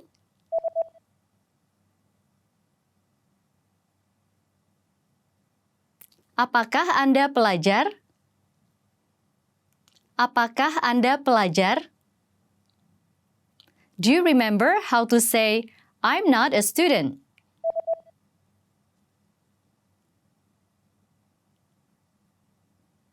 Saya bukan pelajar. Saya bukan pelajar. In this lesson, you'll learn how to give your occupation in Indonesian. Thanks for watching. I'm Windy and I will see you on IndonesianPod101.com. Sampai bertemu lagi.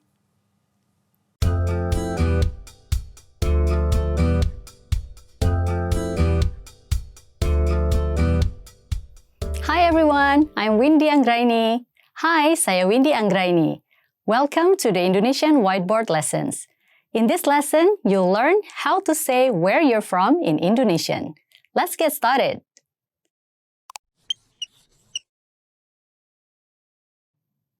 Let's look at the dialogue. When I read, I want you to pay attention to the place. Find the place and see how it's used in the dialogue. In this dialogue, Pradi and Indah are discussing where they are from. Anda dari mana? Saya dari Florida. Where are you from? I'm from Florida.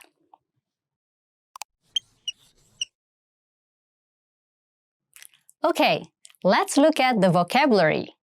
First, we have saya, I, saya, saya, saya. Next, Anda, you, Anda, Anda, Anda. Next, dari, from, dari, dari, dari. Next, dari mana? Where from? Dari mana? Dari mana? Dari mana?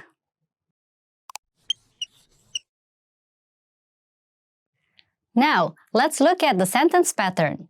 This pattern will be the structure that all of our dialogue follows. To ask the question, you can say, Anda dari mana? Where are you from? To answer, you can say, saya dari place. I'm from place. This pattern means you can say anything or anyone is from any place. For example, bunga ini dari toko. This flower is from the store.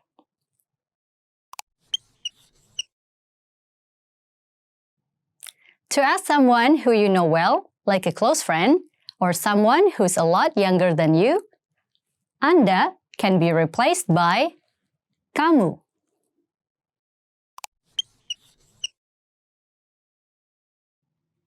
Do you remember how to say I am?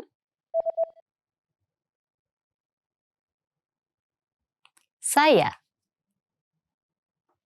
Saya. And how to say from? Dari. Dari. Do you remember how to say I am from? Saya dari. Saya dari. And how to say I'm from Florida? Saya dari Florida. Saya dari Florida. Do you remember how to say you are? Anda. Anda. And how to say where from? Dari mana? Dari mana? Do you remember how to say where are you from?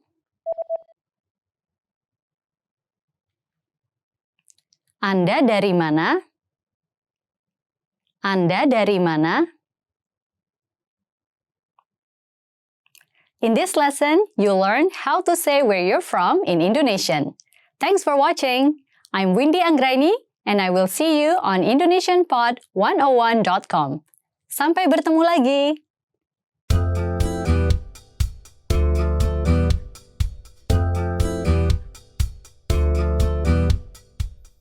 Hi everyone, I'm Windy.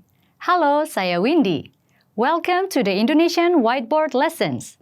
In this lesson, you'll learn how to ask for clarification in Indonesian. Let's get started.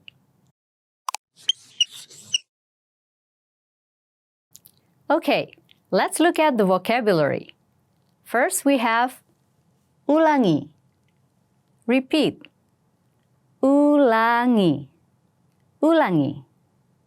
Next, we have ulangi pelan-pelan. Repeat slowly. Ulangi pelan-pelan. Ulangi pelan-pelan. Next, bicara lebih pelan. Speak more slowly. Bicara lebih pelan. Bicara lebih pelan. Next, we have bicara lebih keras.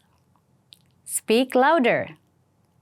Bicara lebih keras. Bicara lebih keras. Next we have ditulis. Write it down. Ditulis. Ditulis. And last we have dieja. Spell it. Dieja. Dieja.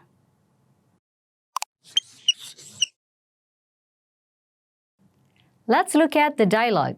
When I read, I want you to pay attention to the clarification phrases. Find the clarification phrase and see how it's used in the dialogue.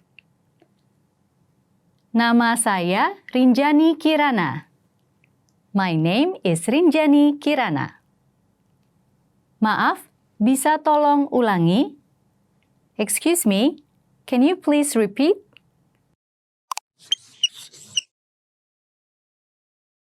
Now, let's look at the sentence pattern. This pattern will be the structure that all of our dialogues will follow. Maaf, bisa tolong verb or verb phrases. Excuse me, can you please verb or verb phrases?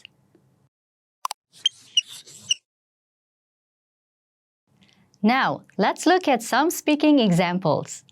You want to get to the train station and ask someone for directions, but he speaks too fast and it is hard to understand his instructions. What do you say to him to slow down? Maaf, bisa bicara lebih pelan? Excuse me, can you speak more slowly? Next situation. You are in a loud cafe and the waiter is explaining the menu, but you can barely hear the waiter's voice. What do you say? Maaf, bisa bicara lebih keras? Excuse me, can you speak louder? Last situation. You are traveling to Bali and staying in a hotel. The hotel reception staff gives you the name of a must-see beach, but it is hard to remember. You ask the staff to write it down. What do you say? Maaf, bisa tolong ditulis? Excuse me, can you please write it down?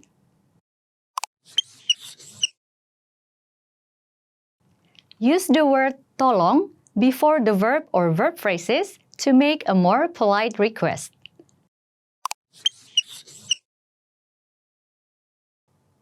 Do you remember how to say repeat?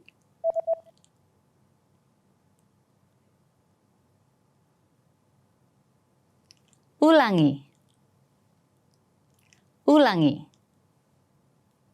And how to say repeat slowly?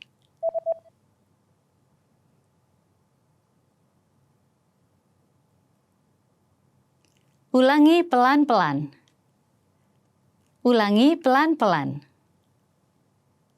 Do you remember how to say speak more slowly?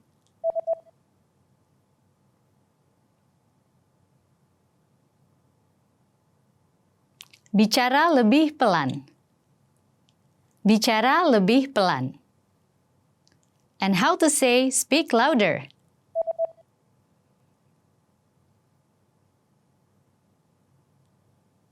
Bicara lebih keras. Bicara lebih keras. And how to say write it down?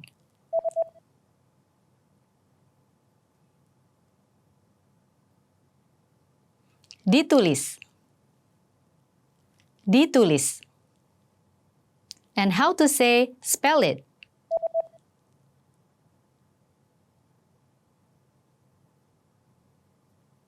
Dieja.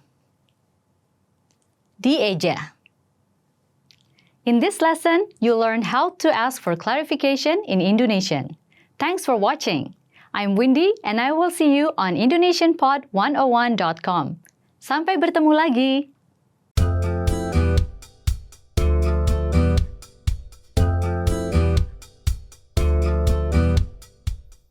Hi everyone, I'm Windy. Halo, nama saya Windy. Welcome to the Indonesian Whiteboard Lessons. In this lesson, you'll learn essential social expressions. Let's get started.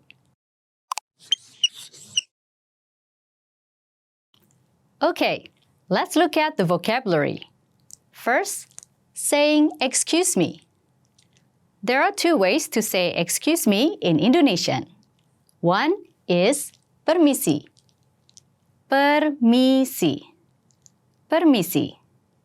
The second one is maaf. Maaf. Maaf. Next, responding yes, ya, ya, ya. Next, saying thank you. Terima kasih. Terima kasih. Terima kasih. Thank you very much is terima kasih banyak. Terima kasih banyak. Terima kasih banyak. Next, saying you're welcome. Sama-sama. Sama-sama. Sama-sama. Next, saying sorry. Maaf. Maaf. Maaf. Sorry to disturb you is maaf mengganggu. Maaf mengganggu. Maaf mengganggu. And last, we have saying no problem. Tidak masalah. Tidak masalah. Tidak masalah.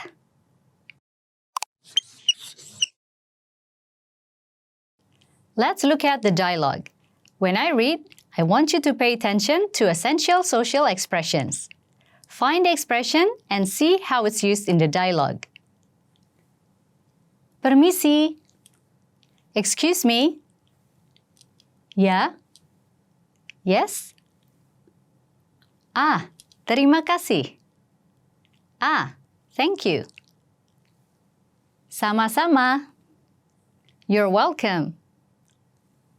Oh, maaf. Oh, sorry. Tidak masalah. No problem.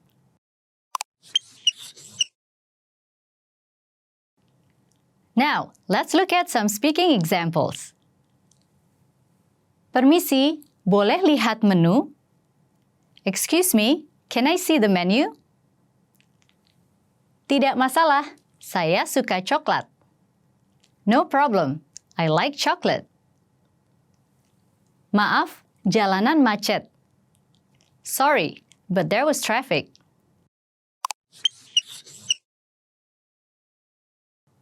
Maaf and permisi can both mean excuse me.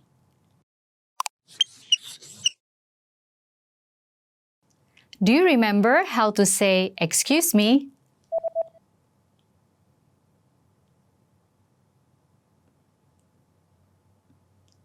Permisi. Permisi. And how to say yes?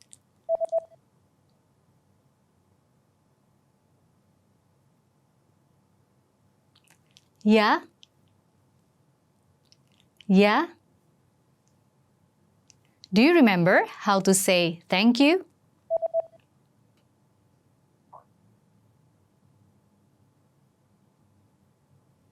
Terima kasih. Terima kasih.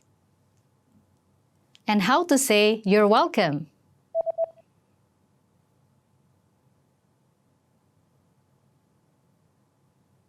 Sama-sama. Sama-sama. And how to say sorry?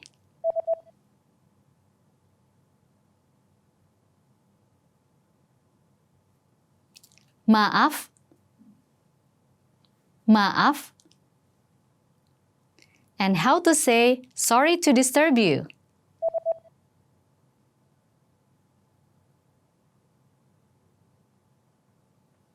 Maaf mengganggu. Maaf mengganggu. And how to say no problem?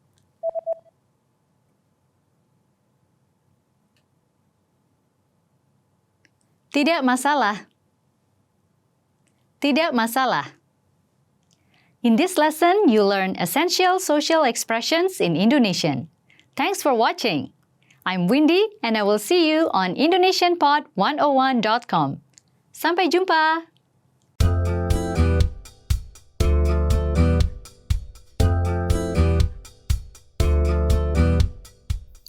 Hi everyone, I'm Blanca.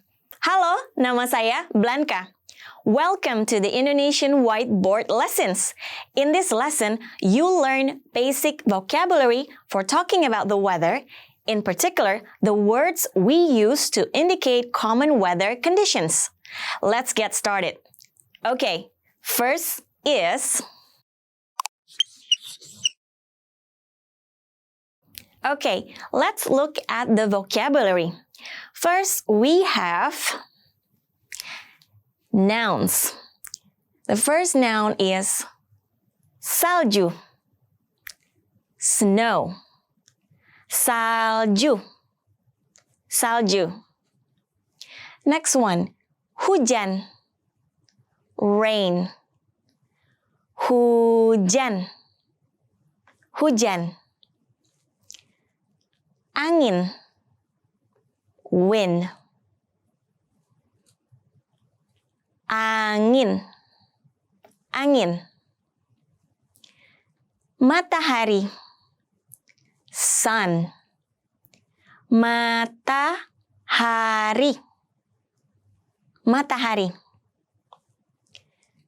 Kabut, fog.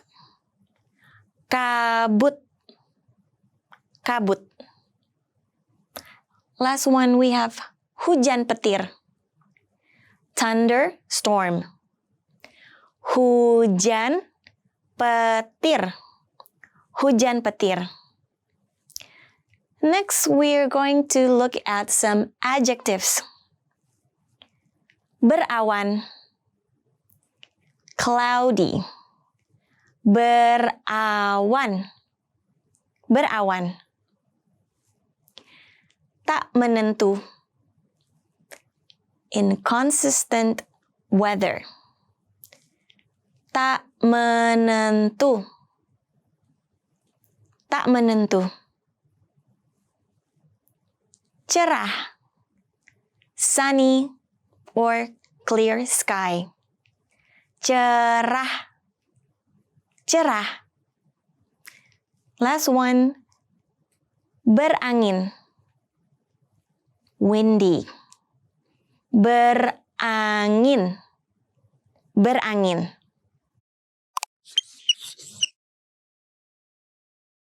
Let's look at the dialogue. Imagine someone asking a digital assistant called Nana for weather information. Nana, bagaimana cuaca hari ini?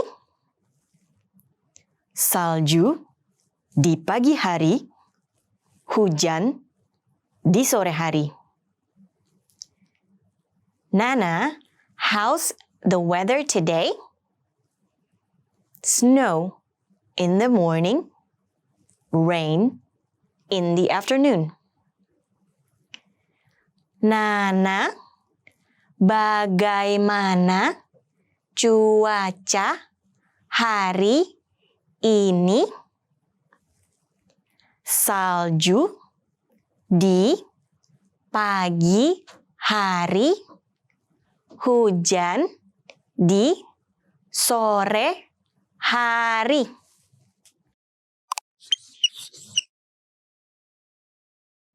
Now, let's look at some speaking examples. Hujan petir di pagi hari. Thunderstorm in the morning.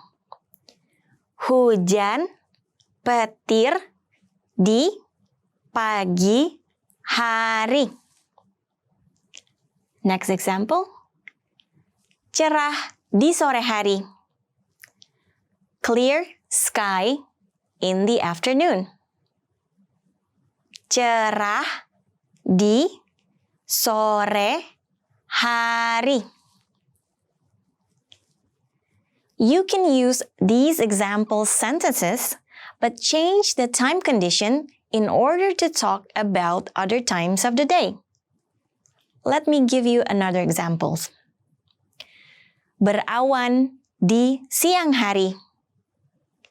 Cloudy at noon. Berawan di siang hari. Berangin di malam hari. Windy at night. Berangin di malam hari.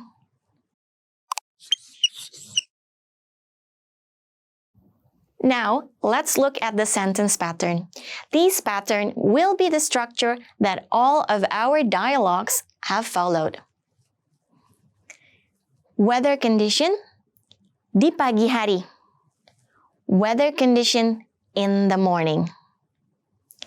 Weather condition di pagi hari.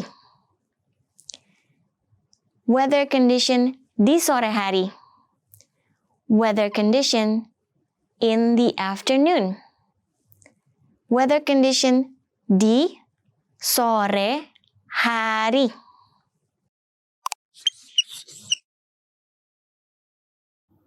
Do you remember how to say morning? Pagi hari. Pagi hari.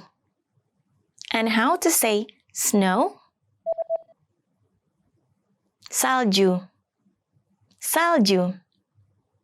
Do you remember how to say snow in the morning? Salju di pagi hari. Salju di pagi hari. Do you remember how to say afternoon? Sore hari. Sore hari. And how to say rain? Hujan. Hujan. Do you remember how to say rain in the afternoon? Hujan di sore hari. Hujan di sore hari. Do you remember how to say wind? Angin. Angin. And how to say sun? Matahari. Matahari. Do you remember how to say clear sky? Cerah. Cerah.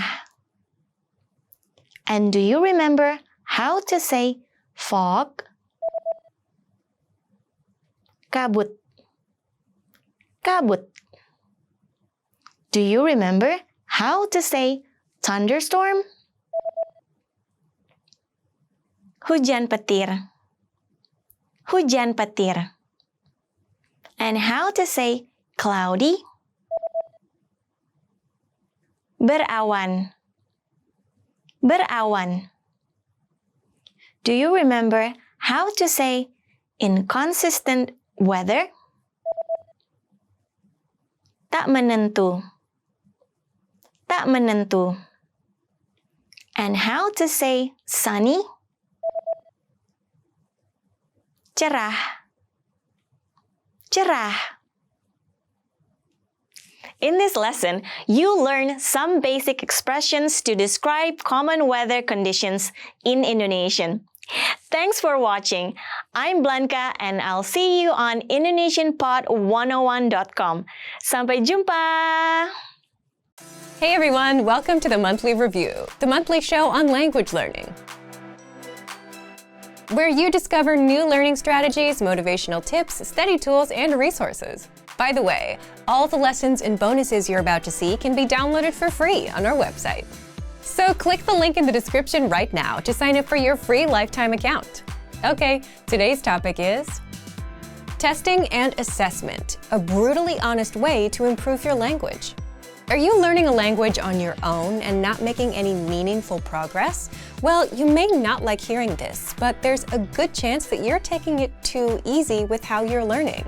Now, taking it easy is not bad, but when you're looking to boost your progress and actually master a language and you're no longer satisfied, something needs to change.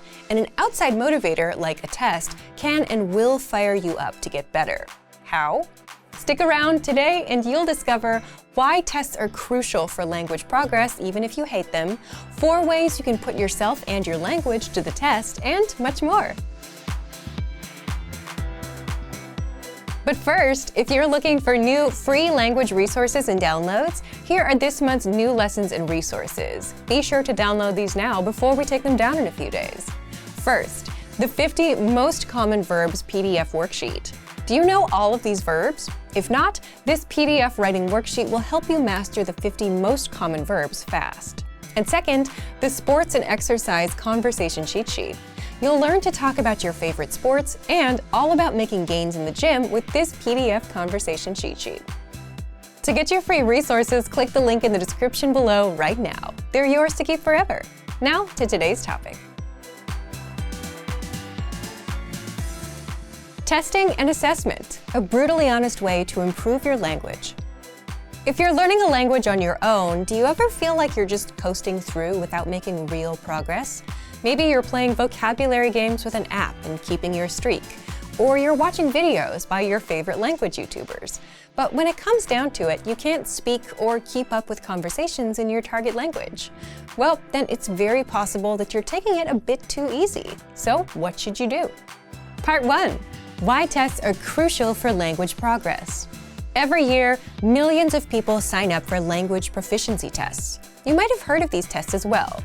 There's the JLPT for Japanese, the TOPIK for Korean, DELF for French, HSK for Chinese, and the TOEFL for English. They're not doing this for school. They don't have to do this. They can just easily stay at home, sleep in, avoid discomfort, and continue playing vocabulary games. But millions sign up on their own anyway, every year. They prepare for months, they wake up early on the day of the test, and go through the pain of taking a test.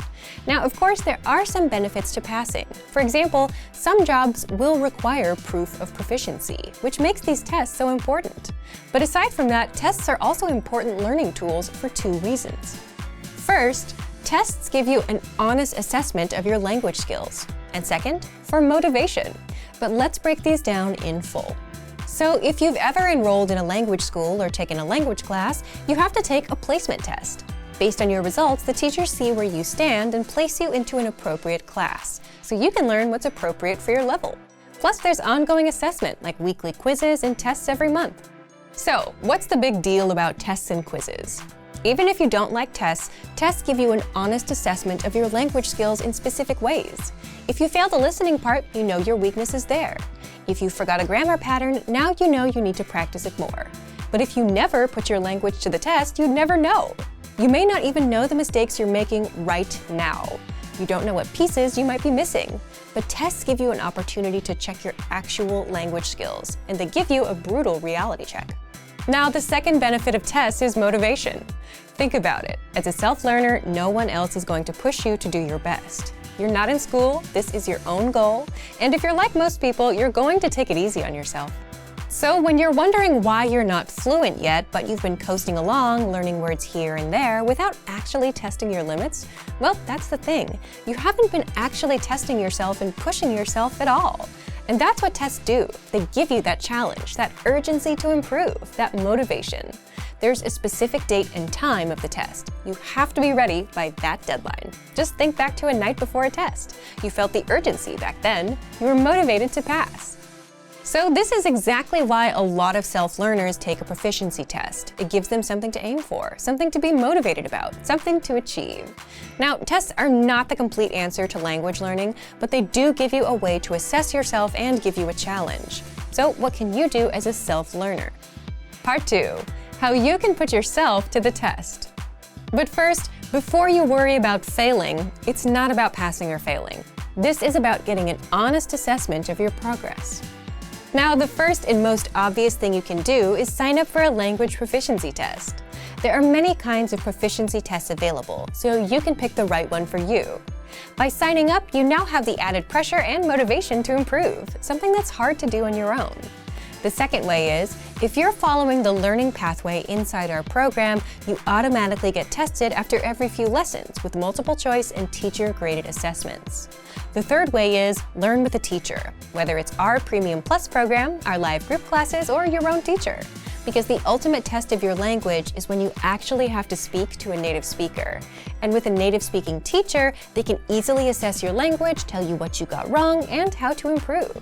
The fourth way is to test yourself with a harder lesson inside our program. Think of it as trying to lift a heavier weight at the gym to see if you can do it. You can do this for reading, speaking, and listening. Simply go to a higher level, like intermediate or advanced, and try a lesson. With reading, you can also try our higher level extensive reading books. Again, remember, with all of this, the goal here is not a pass or fail result. The goal is to get an honest assessment of your language skills, what you know and what you don't know. If you realize that you're mispronouncing a certain word, now you know how to correct it. If you can only understand 50% of a lesson, well, that means you should review it until you get to 100%.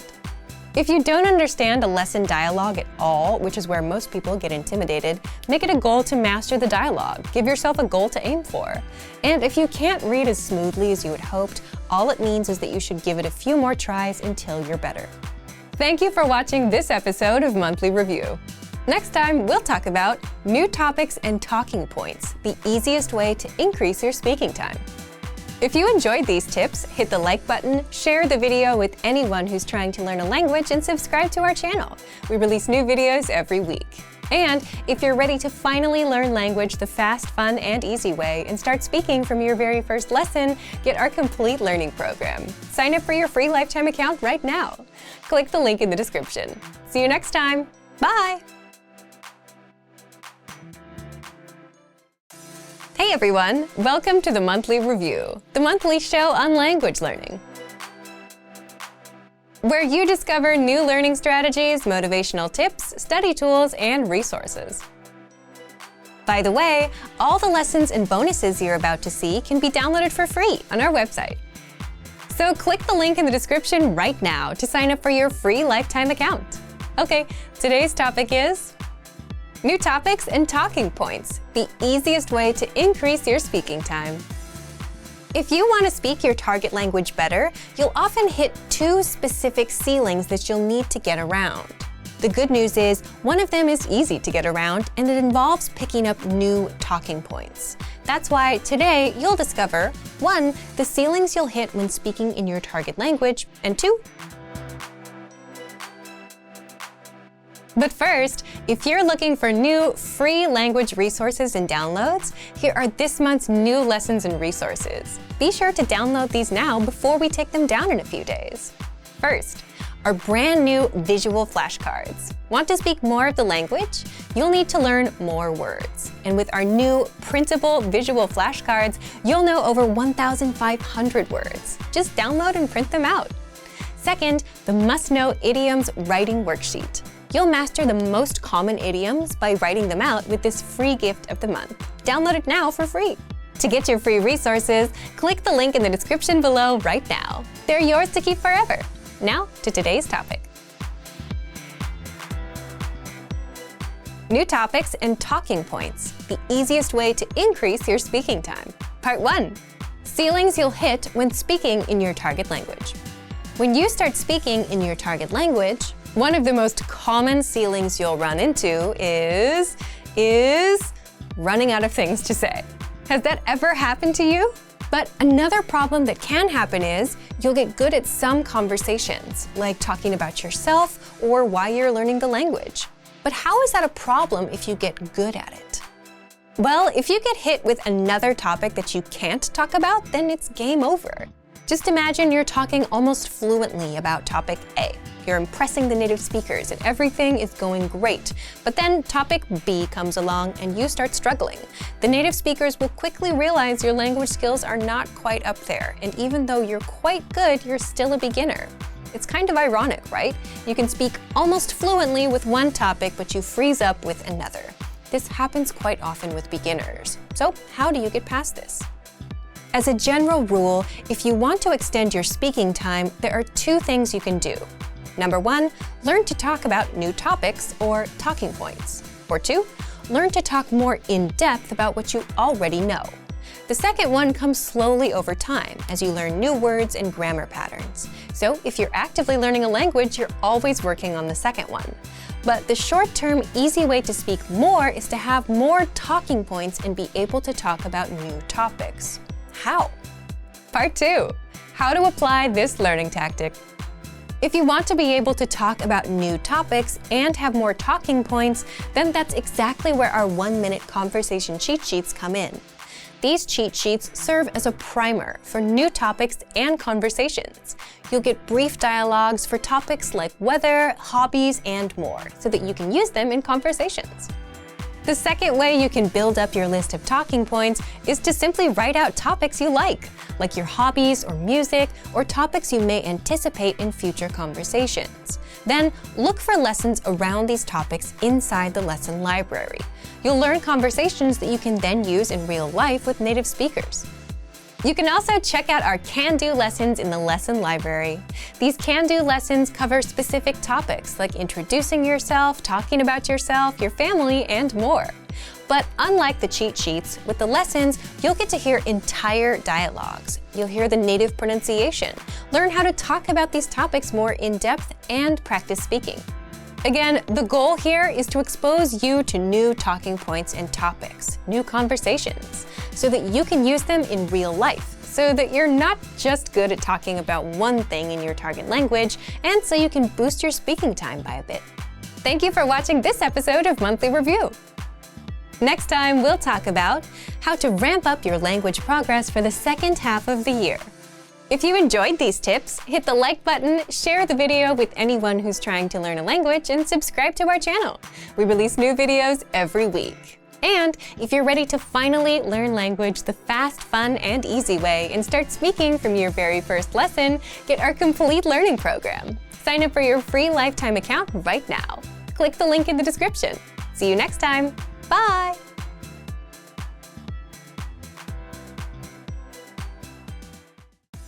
Hey everyone, welcome to the Monthly Review, the monthly show on language learning,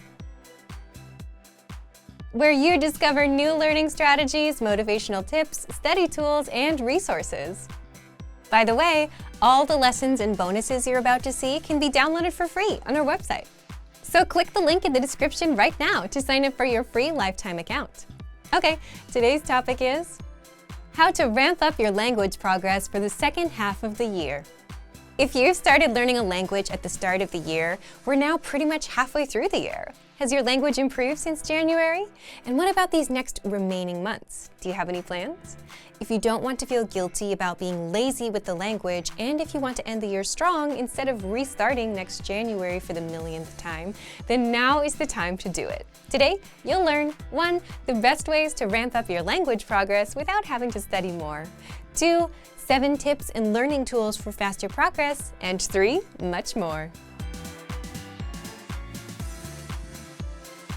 But first, if you're looking for new free language resources and downloads, here are this month's new lessons and resources. Be sure to download these now before we take them down in a few days. First, the All the Language You Need for Everyday Life PDF ebook. Get all of our best conversation cheat sheets rolled up into one PDF ebook. Download it right now before it disappears. And second, the How to Talk About Your Family conversation cheat sheet. To get your free resources, click the link in the description below right now. They're yours to keep forever. Now to today's topic. How to ramp up your language progress for the second half of the year. So if you want to ramp up your language progress, what should you do? Well, let's ask the question in a different way. What can you control within your language learning? You can't easily control results because that takes time, right? But you can always control your effort, meaning you can do more and spend more time. And for most learners, spending more time is usually the answer, and that's it. Just put in more time. Lesson over. But if you're not like most learners, if you've been learning a language without much progress, just throwing more time at the problem is not the best answer.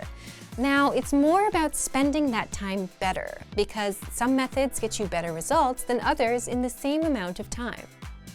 Part 1. The best ways to ramp up your progress.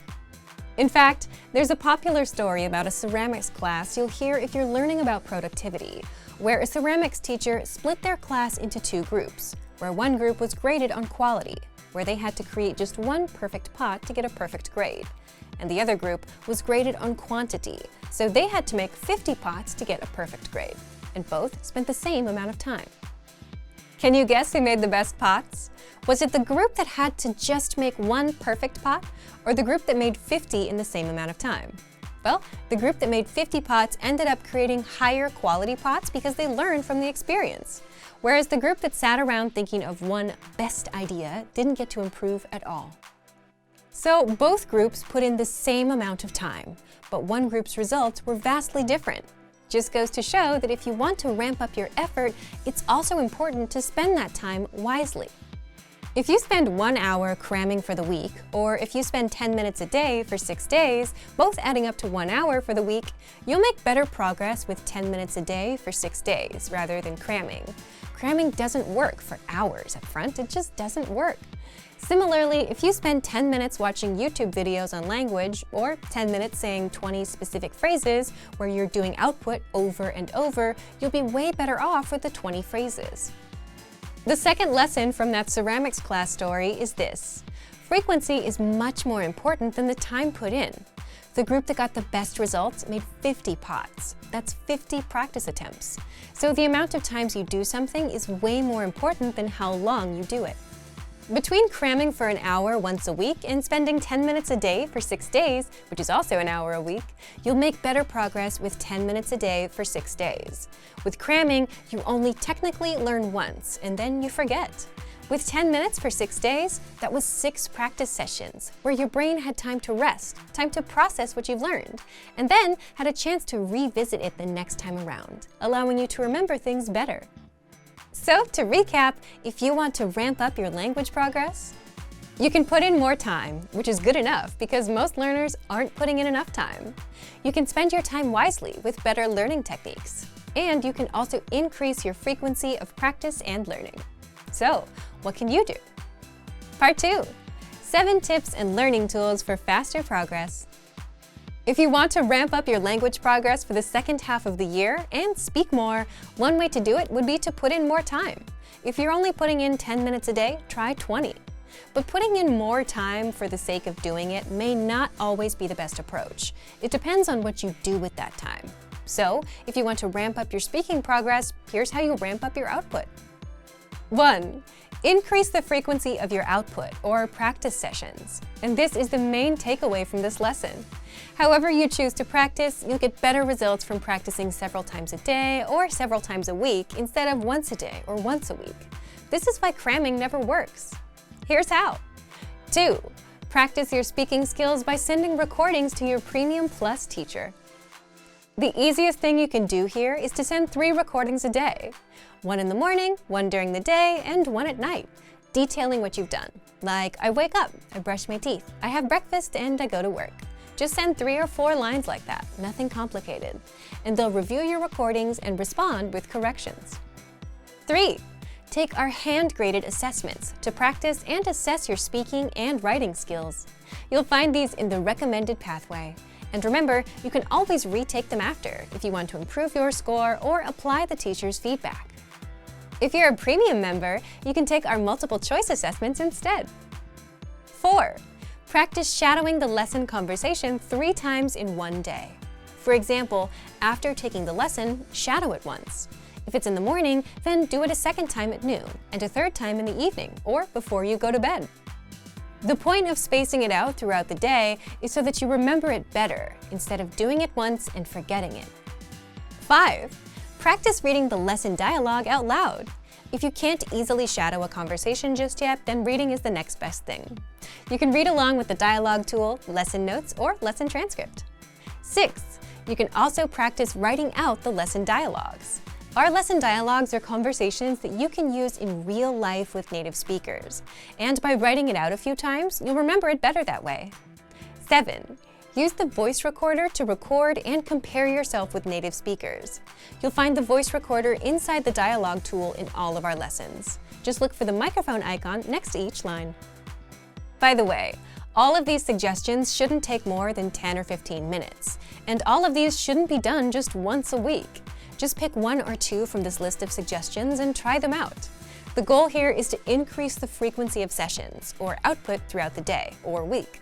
Remember, even though putting in more time can be a way to ramp up your progress, you still have to apply that time wisely. You could spend 15 minutes practicing speaking, or do just 5 minutes 3 times throughout the day, which is also 15 minutes. But you remember things better with the extra repetition. Thank you for watching this episode of Monthly Review. Next time, we'll talk about how to maintain your mindset and language learning routine. If you enjoyed these tips, hit the like button, share the video with anyone who's trying to learn a language, and subscribe to our channel. We release new videos every week. And if you're ready to finally learn language the fast, fun, and easy way and start speaking from your very first lesson, get our complete learning program. Sign up for your free lifetime account right now. Click the link in the description. See you next time. Bye! Hey everyone, welcome to the Monthly Review, the monthly show on language learning, where you discover new learning strategies, motivational tips, study tools, and resources. By the way, all the lessons and bonuses you're about to see can be downloaded for free on our website. So click the link in the description right now to sign up for your free lifetime account. Okay, today's topic is how to achieve your language goals when your motivation is low. Are you terrible at staying motivated with language learning? Good, because then you'll love today's episode. If you want to learn how to stay motivated or regain motivation if you've lost it, stick around. There are 5 simple ways to stay motivated and keep going. And one of them you'll probably hate, but you need to hear it anyway. But first, if you're looking for new, free language resources and downloads, here are this month's new lessons and resources. Be sure to download these now before we take them down in a few days. First, the How to Talk About Your Feelings PDF ebook. You'll learn over 90 words and phrases for feelings with this bonus PDF picture ebook. Download and review it on any device. And second, the Correcting Mistakes Conversation Cheat Sheet. Learn how to correct others and say, "No, you're wrong," and other fun, useful sentence patterns. Download this PDF cheat sheet for free. To get your free resources, click the link in the description below right now. They're yours to keep forever. How to achieve your language goals when your motivation is low. So, some time ago, you made the decision to learn a new language. You took the first step. You started, which is super important. But the second half of the battle is to keep going, which is where most people fall off. And for that, you need motivation. So how do you stay motivated or regain motivation if you've lost it? There are 5 simple ways to stay motivated and keep going. 1. Find a way to enjoy learning. And this one is important because if you want to reach a goal like learning a language, what will get you there? Is it A, your desire to reach this goal, or B, the process, the actual learning? You can want and dream about the goal all you want, but it's the learning, not the wanting, that actually gets you speaking the language. So you must actually like the learning process, or at least not hate it. So what can you do here? If you're one of the few people that genuinely love learning regardless of how, you've hit the jackpot and you'll be fine. But if you're like most people who've had a rocky relationship with trying to learn things, you should find what works for you. If you prefer to listen to audio lessons and podcasts, then go with that. If you prefer reading, check out our extensive reading books. And if you enjoy writing things out by hand, check out our free language worksheets. The only right answer here is find what you like, but make sure it actually works. Because you may like watching YouTube videos, you may like doing vocabulary games on your phone, but if you can barely speak the language after weeks and months, then you're not actually learning anything and it doesn't work. All right, next up, 2. Learn with an actual teacher. Whether with our live group classes, our Premium Plus teacher, or your own teacher. Having that human interaction and someone to answer to is automatically more motivating.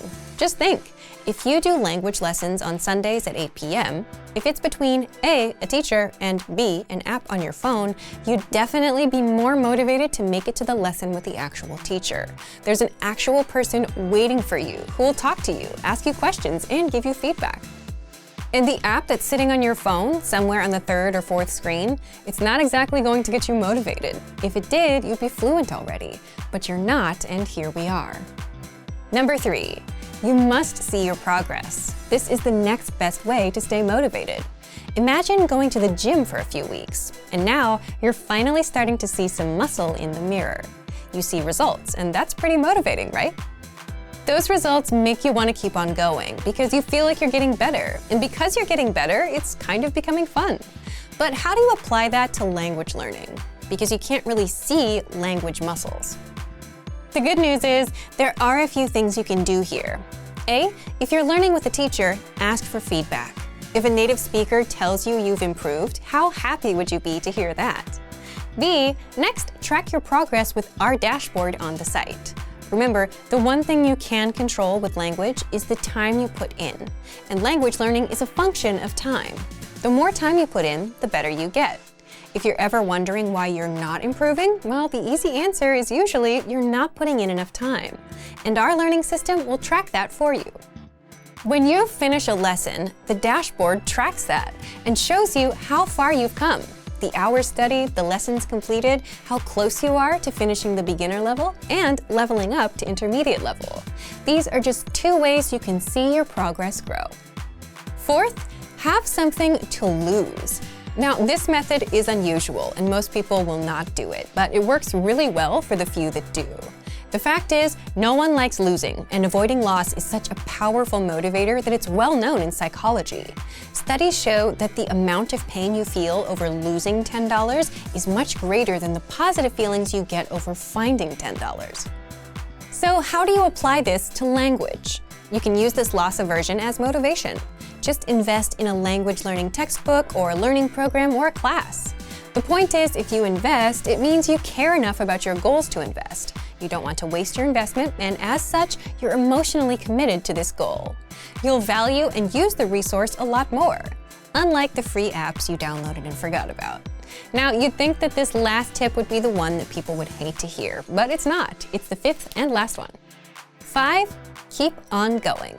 The tricky thing with motivation is you can wish for it, you can want it all you want, you can watch videos about it, but true motivation comes after taking action, not before, which is why all of the tips we mentioned involve some sort of action. So if you don't take action and learn, the motivation won't come. So stick with the language and keep going for two reasons. First, eventually you'll see results, which make it more fun and inspires more action. And second, if you stick with the language long enough, the language becomes a part of your identity, which is exactly what you want. At that point, you don't have to motivate yourself because it's natural. You just do it because it's who you are. So take action first, and the motivation will follow. Thank you for watching this episode of Monthly Review. Next time, we'll talk about the satisfaction of reaching goals. If you enjoyed these tips, hit the like button, share the video with anyone who's trying to learn a language, and subscribe to our channel. We release new videos every week. And if you're ready to finally learn language the fast, fun, and easy way, and start speaking from your very first lesson, get our complete learning program. Sign up for your free lifetime account right now. Click the link in the description. See you next time. Bye! Hey everyone, welcome to the Monthly Review, the monthly show on language learning, where you discover new learning strategies, motivational tips, study tools, and resources. By the way, all the lessons and bonuses you're about to see can be downloaded for free on our website. So click the link in the description right now to sign up for your free lifetime account. Okay, today's topic is the satisfaction of reaching goals. If you made it a goal or a New Year's resolution to learn this language, did you hit this goal yet? Or did you give up a few days later, as most people do with a New Year's resolution? Most people quit and generally don't feel too great about language goals because they've failed too many times before, and so there's no satisfaction there. The good news is this can be easily fixed, so you can actually start your language journey and feel good about reaching goals if you make a small change. So stick around. Today, you'll discover how to actually set and reach language goals, how to enjoy the language learning journey, and much more. But first, if you're looking for new free language resources and downloads, here are this month's new lessons and resources. Be sure to download these now before we take them down in a few days. First, the most common adjectives PDF ebook. You'll master over 90 common adjectives with this bonus PDF picture ebook. You can download and review it on any device. And second, can you talk about your feelings? You will with the brand new Feelings PDF conversation cheat sheet. You learn all the must-know emotions in your target language. Download it for free right now. To get your free resources, click the link in the description below right now. They're yours to keep forever. Now to today's topic. The satisfaction of reaching goals. Part 1. How to actually set and reach language goals. If you ask most people, learning a new language and reaching that goal is almost impossible for the everyday person, which is why New Year's resolutions have kind of become an annual joke, where people are all, new year, new me, and then quit a day or two later. But that's because most people also set goals the completely wrong way. Are you guilty of this too? Most people set big, vague goals like, I want to be fluent, I want to speak a new language, or I want to lose weight, or I want to save money. In the case of language, you decide you want to learn, you download an app or get a textbook, you try to stick with it, and by the second week, you're done because the goal is too overwhelming. There's just no way you see yourself becoming fluent anytime soon. And so you quit. And in your mind, it's because it's just not meant to be, because the language is too hard, because New Year's resolutions don't work, or some other excuse. But the truth is, you're quitting because you set yourself up for failure with how you set your goals, and that can be fixed. If you make a simple change to your goals, you give yourself a much better chance of success, and you can actually reach your language goals. What kind of change? Well, instead of aiming for big, vague goals like, I want to be fluent, you do the opposite. You set small, measurable monthly goals. What are small, measurable monthly goals? For example, learn 100 words by the end of January, or speak 1 minute by the end of January. 1 minute and 100 words are small goals. You're not exactly aiming for the moon here. You can also measure 1 minute and 100 words. And you have a clear deadline by the end of the month. Either you reach the goal by the end of January or you didn't. And if you think about it, a goal like 1 minute is almost impossible not to reach. You need to know maybe 10 or 15 lines to occupy that time. And 100 words, that's just a matter of learning 3 or 4 words a day for the next 30 days. And that's the whole point. You make your goals so easy so you can actually start hitting them. And as a result, you hit them, you develop confidence in your ability to get things done, instead of complaining about New Year's resolutions, and the sky's the limit from there. But just because the goals are easy doesn't mean you'll barely learn anything. Let's say you can speak 1 minute of your target language by the end of January, then 3 minutes by the end of February, then 5 minutes by March, and 10 minutes by June. Speaking for 10 minutes in your target language is a big deal. A lot of people have spent more time on vocabulary apps and still can't handle a basic conversation. So by setting these small goals, you allow yourself to succeed instead of setting big goals and then blaming New Year's resolutions. Part 2. How to enjoy the language learning journey. Now, you may wonder, if you're so focused on goals and results, doesn't that take away the fun and enjoyment? And what if you miss a goal? The good news is this is not like school, where there's pressure, where you either pass or fail. If you make the goals small and realistic enough, it's not painful at all to learn. Remember, the reason why people quit is because their big, vague goals are too overwhelming to do in the first place. And if you can reach a small goal, that also makes the learning more enjoyable. Suddenly, you feel like you're on the right track. You're getting better, you're speaking more of the language. And as a result, you're more motivated to keep at it. Just think about sports or video games. It's not so fun if you aren't good and you're losing left and right. But if you start improving and if you get good, it's a lot more fun. And that's exactly what happens once you start hitting these small, measurable goals. So to make language learning more enjoyable and actually doable, set small, measurable goals that you can actually reach. Thank you for watching this episode of Monthly Review. Next time, we'll talk about testing and assessment, a brutally honest way to improve your language. If you enjoyed these tips, hit the like button, share the video with anyone who's trying to learn a language, and subscribe to our channel. We release new videos every week. And if you're ready to finally learn language the fast, fun, and easy way and start speaking from your very first lesson, get our complete learning program. Sign up for your free lifetime account right now. Click the link in the description. See you next time. Bye! Expand your vocabulary with our Core 2000 Words ebook. It's free and packed with essential expressions that you'll use on a daily basis. Start building your vocabulary today. Click the link in the description below to download your free Indonesian ebook before it's gone.